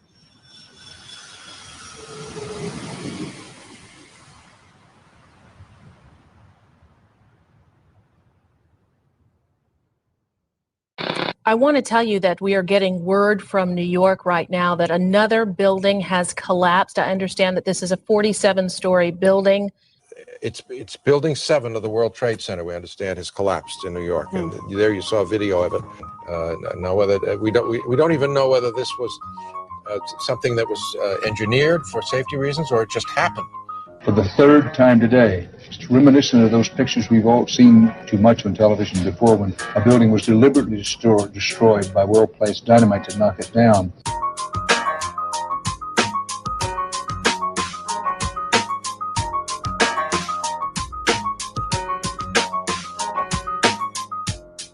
In 1984, construction began on World Trade Center Building 7, a 47-story office building, 570 feet tall, and 300 feet away from the North Tower. It opened to the public in 1987 and housed offices for Department of Defense, Securities and Exchange Commission, and the Internal Revenue Service. Building 7 was considered the Central Intelligence Agency's largest station outside of Washington, D.C., and was also the Secret Service's biggest field office. Numerous cases would be closed due to its destruction. On June 8, 1999, Mayor Rudolph Giuliani's Office of Emergency Management Command Center on the 23rd floor is opened. The command center on the 23rd floor is bulletproof and bomb-resistant, with its own air supply and generators. It's linked to city airports, the Coast Guard, and the Pentagon. Computers will soon have detailed blueprints of every major building in New York City, as well as evacuation routes. Hurricanes and heat waves would be handled here, as well as terrorist attacks. Though New York officials say their facility is not impenetrable, they're confident it could handle even the worst crisis imaginable. Deborah Fayerick for CNN, New York. The 50,000 square foot center has reinforced, bulletproof, and bomb-resistant walls, its own air supply and water tank, beds and showers, and 3 backup generators. It has countless monitors which oversee police and fire department responses, and it is staffed around the clock. Hours before the first plane would strike the World Trade Center, Building 7's alarm system would be placed on test status at 6:47 a.m. for a scheduled period of 8 hours. This normally occurs during maintenance, and any fire alarms from the building are disregarded. After the second plane strikes the South Tower, the building's power is shut off and its tenants are evacuated. The major fires in World Trade Center 7 were as follows. On the east face, between floors 11 and 12. On the north face, on floors 7 and 12.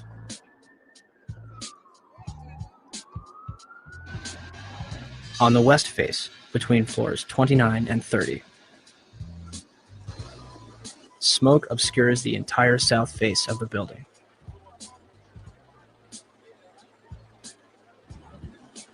By 3 p.m., Chief Daniel Nigro of the FDNY had set up a collapse zone around Building 7. After 4 p.m., news outlets began reporting that the building had collapsed. We are getting information now that one of the other buildings, Building 7 in the World Trade Center complex, is on fire and has either collapsed or is collapsing. We've got some news just coming in, actually, that the Salomon Brothers building in New York, right in the heart of Manhattan, has also collapsed. Now, more on the latest building collapse in New York. You might have heard a few moments ago, I was talking about the Salomon Brothers building collapsing. And indeed it has. Apparently that's only a few hundred yards away from where the World Trade Center towers were. And it seems that this was not a result of a new attack. It was because the building had been weakened during this morning's attacks. We'll probably find out more now about that from our correspondent, Jane Stanley. Presumably there were very few people in the Salomon building when it collapsed. I mean, there were, I suppose, fears of possible further collapses around the area.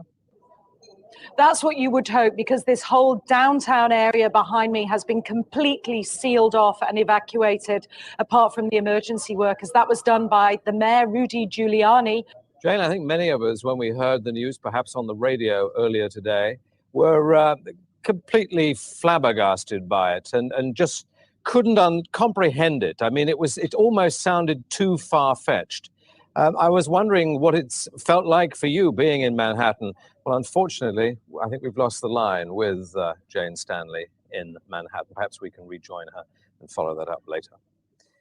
Where did CNN and BBC get their information, especially considering the building was still standing directly behind their reporters? The collapse of the building at 5:20 p.m. would cause speculation as to how it fell. The collapse of the main structure takes place in approximately 6.5 seconds, and the building falls symmetrically into its own footprint, barely damaging the surrounding structures. It will create a pyroclastic cloud that mushrooms down surrounding streets. Initially, it is assumed that the building's diesel tank may have been responsible for the collapse. The Federal Emergency Management Agency's report in 2002 will state that the specifics of the fires in WTC-7 and how they caused the building to collapse remain unknown at this time. FEMA does analyze the collapse of Building 7, but then they say our best hypothesis has only a low probability of occurrence. This needs further investigation, and I certainly agree with them on that. Then NIST is handed the ball. It's kind of a hot potato. Okay, NIST, you explain the collapse of World Trade Center 7, this rapid, straight-down collapse of this 47-story skyscraper. Sadly, by this time, virtually all structural steel from Ground Zero had been recycled, and no steel was recovered from Building 7 for investigation. As of this date, NIST is still working on their final report. Well, NIST decoupled the study of the collapse of Building 7 from the analysis of the collapse of the towers. So now it's sitting over here. The report on the collapse of Building 7 from NIST is long overdue. We're still waiting for it, hoping they have an explanation. We are looking at it. There's actually a very good write-up recently from Controlled Demolition Experts, which you probably ought to read. We haven't finished the investigation yet, so I'm not at liberty to talk about any intermediate findings. The collapse is assumed to be caused by a combination of fire and structural damage. Did any other surrounding buildings suffer a complete collapse at near freefall speed? Building 3, a 22-story building directly below the Twin Towers, was split in half by the South Tower's collapse. Although the building was severely crushed by falling debris, the structure remained standing. Building 4, a 9-story building east of the South Tower, was almost completely destroyed. The remaining structure did not collapse. Building 5, a 9-story building east of the North Tower, suffered from severe fires and structural damage. Building 6, an 8-story building between the North Tower and Building 7, suffered a giant gouge in its roof and severe fires. Neither Building 5 or 6 suffered global collapse. Neither did the Deutsche Bank building, which stands to this day and is currently being demolished beam by beam. Neither did the Millennium Hotel across the street. Building 7 burns over a number of floors and suffers structural damage to its south face before collapsing completely to the ground. Did anything occur inside the building that might cause a collapse? We started walking down the stairs. We made it to the 8th floor. Big explosion. Blew us back into the 8th floor. And I turned to Hesh. I said, this is it. We're dead. We're not going to make it out of here. And we have Frank Ucciotto back on the phone with us, Brenda, with some New York City officials. Frank, go ahead. That's right. I'm standing here right now just off Broadway by City Hall with Michael Hess, who is the city's corporation counsel. Mr. Hess, you were trapped in, I believe, 7 World Trade Center. Go ahead, sir. Yes, I was. I was up in the emergency management center on the 23rd floor, and when all the power went out in the building, another gentleman and I walked down to the 8th floor where there was an explosion, and we've been trapped on the 8th floor with smoke, thick smoke all around us for about an hour and a half. But the New York Fire Department, as terrific as they are, just came and got us out. Their experience is mentioned by NIST's interim report on Building 7. However, The authors claim it is the collapse of the North Tower. The glass on the ground floor was not even blown out. Would debris and smoke rushing up the stairway be described as an explosion? So, we have a 47-story steel-framed skyscraper, which housed various government agencies and numerous important documents, damaged less than the other World Trade Center buildings. At 5:20 p.m., all structural elements inside Building 7 simultaneously fail, and it collapses symmetrically, imploding into a pile of rubble. This building had 81 columns, 24 core and 57 perimeter, running from the basement to the roof. For the building to have collapsed the way it did, all 81 of these columns had to collapse simultaneously. Could fires on a few floors have heated up all these columns to the breaking point at the same time? Let's ask the 9/11 Commission. Governor King, may I ask another question, please?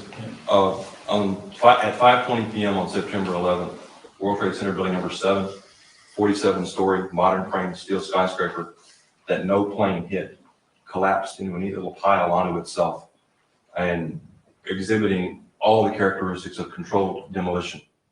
FEMA, in their investigation, didn't say that. They said that fire must have knocked it down, but they couldn't figure out how.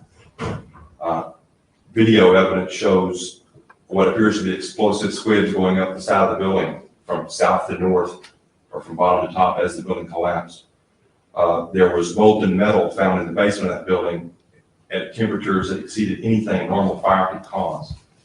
With all the confusion about what happened to Building 7, why is there not a word about the collapse of that building in the 911 Commission report? We didn't see any evidence of the kind of thing you're talking about. We thought that was part of the tragedy of 9/11. There was building no collapsed later on. There was not a lot of loss of life in that building. It was not part of our report. Not part of the report. Thank you, sir. Governor? So for the 9/11 Commission to totally ignore that, I think is unconscionable and shows that they did not do a thorough job. Did Building 7 collapse because of damage from the falling North Tower? Or was it also a controlled demolition? Terwijl het binnen nog brandde.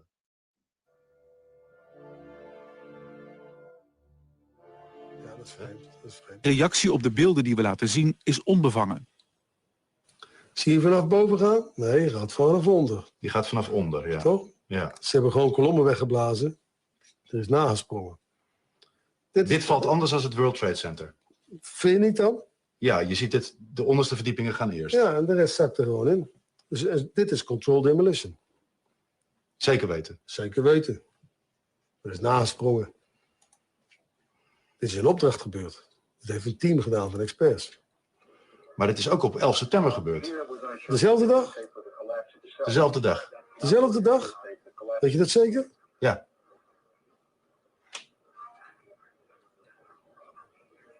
Was het zeker weten de 11e? Kan hij waar zijn. 7 uur nadat de World Trade Center naar beneden viel. Ja? Hebben ze hard gewerkt.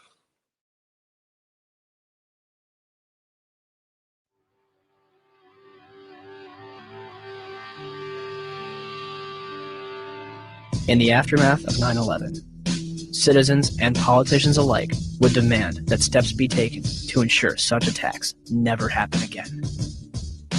In late January 2002, Senate Majority Leader Tom Daschle receives calls from both President Bush and Vice President Dick Cheney, urging him to limit the investigation to the House and Senate committees.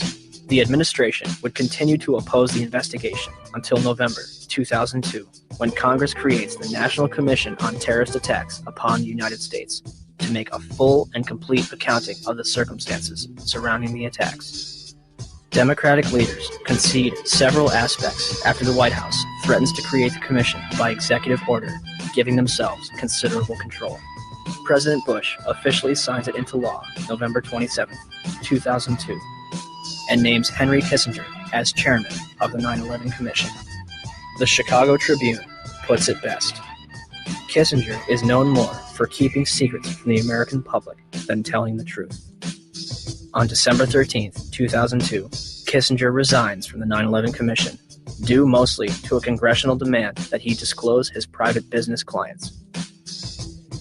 It would later be revealed that Kissinger was a chief advisor to the Bush administration regarding the Iraq War, a lie which has now cost more American lives than 9/11 itself.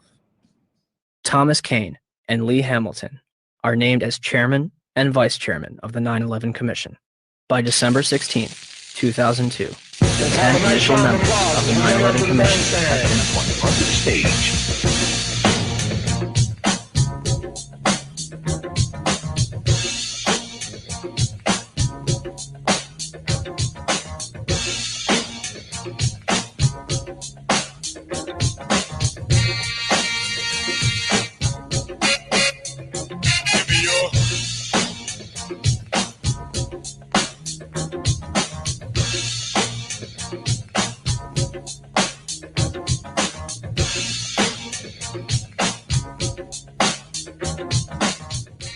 And the man missing from this picture?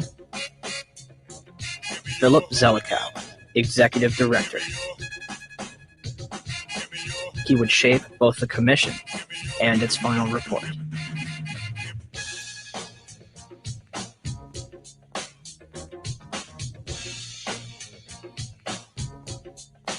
The 9/11 Commission begins its investigation with a time frame of 18 months and a starting budget of $3 million.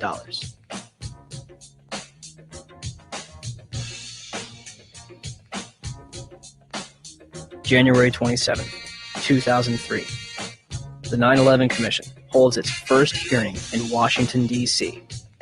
Vice Chairman Lee Hamilton will claim a few days later, "We're not interested in trying to assess blame.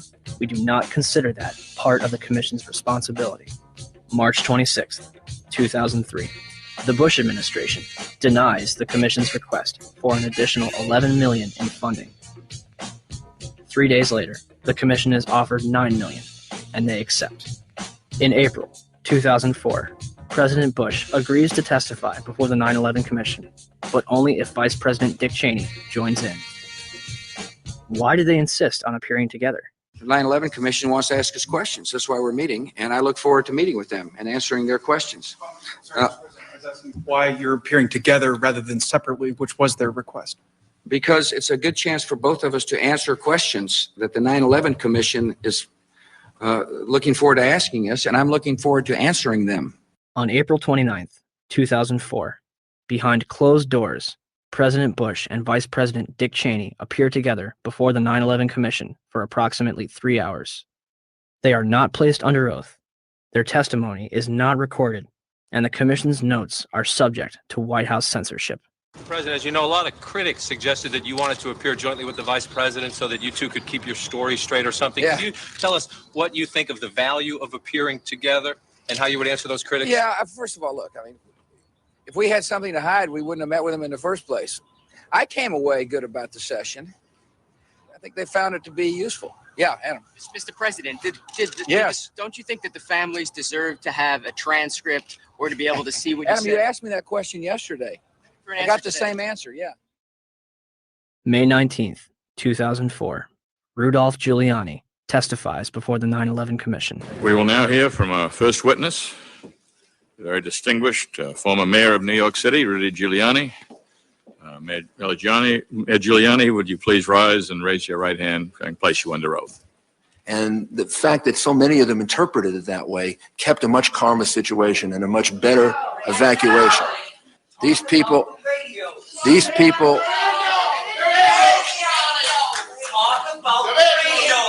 I would please ask.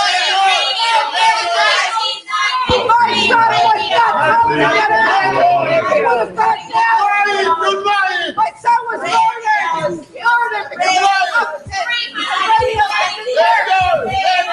We're simply wasting time at this point. It should be used for questions. Please. Thomas Kean and Lee Hamilton will later claim in their book, Without Precedent, that they were too soft on Mayor Giuliani.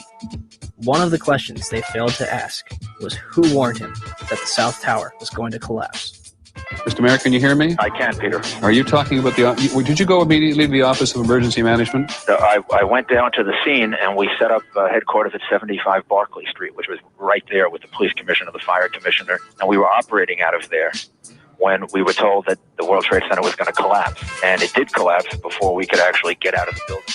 Who didn't warn everyone in the building? I admire that greatly, and I think that may very well be one of the reasons about your leadership and your cooperation with this. 2 minutes to rebut. Let's ask the real question.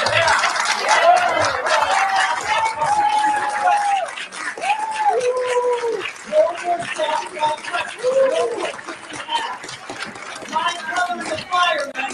I want to know why 300 firemen died. And I've got some real questions. Let's ask some real questions. Is that unfair? The 9/11 Commission would release its final report on July 22nd, 2004, and closed its doors on August 21st. So the 9/11 Commission was a cover-up. The question is what it was covering up. The charitable explanation is gross negligence, malfeasance, misfeasance, and what you call it, okay? If you can't read all 571 pages of the report, in August 2006, the 9/11 Report comic book was released. It should tell you all you need to know.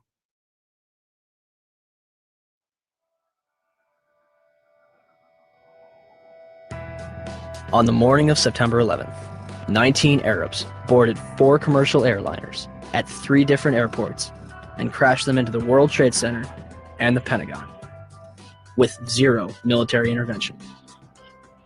Or, we have been and continue to be lied to about the events of September 11th, and that elements within the United States government and mainstream media continue to cover up the truth. These are the same people that lied about weapons of mass destruction. They endorsed a lie that's killed several 100,000 innocent people overseas. Could they also endorse a lie that killed almost 3,000 innocent people in our own country? Our entire foreign and domestic policy has been based upon the events of September 11th. It has enabled the passage of Patriot Act 1 and 2, established the Department of Homeland Security, facilitated the invasions of Afghanistan and Iraq, and used to pass the Military Commissions Act, which officially ended habeas corpus. Habeas corpus in Latin means you have the body. It's a provision in the law where no one can just scoop up someone, put them in a black hole, and keep them there without that person having the right to appeal to a court and say, you have the body, now what do you charge this person with, and what redress does he or she have? As well as domestic surveillance, all in the name of fighting terrorism. And who ends up paying for all this? You do. Your children do. When President Bush entered office, he inherited a $284 billion surplus. His administration is now responsible for 4 out of the top 5 deficits in history. The 5th place belongs to his father. As of November 2nd, 2005, the Bush administration had borrowed more from foreign nations than all previous administrations combined. From 1776 to 2000, 42 presidents borrowed a total of $1.01 trillion from foreign governments and institutions. From 2001 to 2005, the Bush administration alone borrowed $1.05 trillion. Where does this money go? The government designed by the people, for the people, has turned its back on us. Or have we turned our backs on it? They spy on us. They torture and imprison innocent civilians. Ask yourself, what's happening? Where are we headed? And would we be here today without 9/11? Will somebody please tell us who's in charge? We need order. We can't stand this new world slaughter. Every exclusive oil seats and bloody handshakes. U.S. interests and war profiteers. Our life is here in the belly of the beast. With these kill the innocent and pray for peace. Slaughter for the chief commander. So we're at the White House steps. Demanding answers, but they don't got none. We've got few choices. Protest or pick up shotguns. We're so stressed, we know the watcher might arrest us. So with the key for talking. And we ain't made no death threats. Feds upset, so our phones infested. Think John Lennon resurrected, speaking truth to power till we have no breath. We say no more. We're gonna fight back. We want the truth out. We want our rights back. Loose change. Change is loose, no stopping now. Change is loose, no stopping now. We say no more. We're gonna fight back. We want the truth out. We want our rights back. Loose change. Change is loose, no stopping now. Change is loose, no stopping now. We keep our mouths and minds open, hoping we can change the world. Media blackout, still we don't act out. We've been civilized despite the killing. You call yourselves patriots, label us villains. My comrades and nomads that are born free, think it's rich kids, poor kids, lawyers and teachers. Dads, moms, past war veterans, peddling the truth. We ain't settling, the proof is clear as Watergate. You got a lot of hate trying to charm us with a plot of hate. What are you, an asshole? Your wars are legal, your cause is evil, your born people has written us with a sequel. You're a sicko psycho, we've seen the proof. You can't intimidate the world from delivering truth. We're bigger than you, 40 million plus. Your guns ain't big enough to make us hush. We say no more, we're gonna fight back. We want the truth out, we want our rights back. Loose change. Change is loose, no stopping now.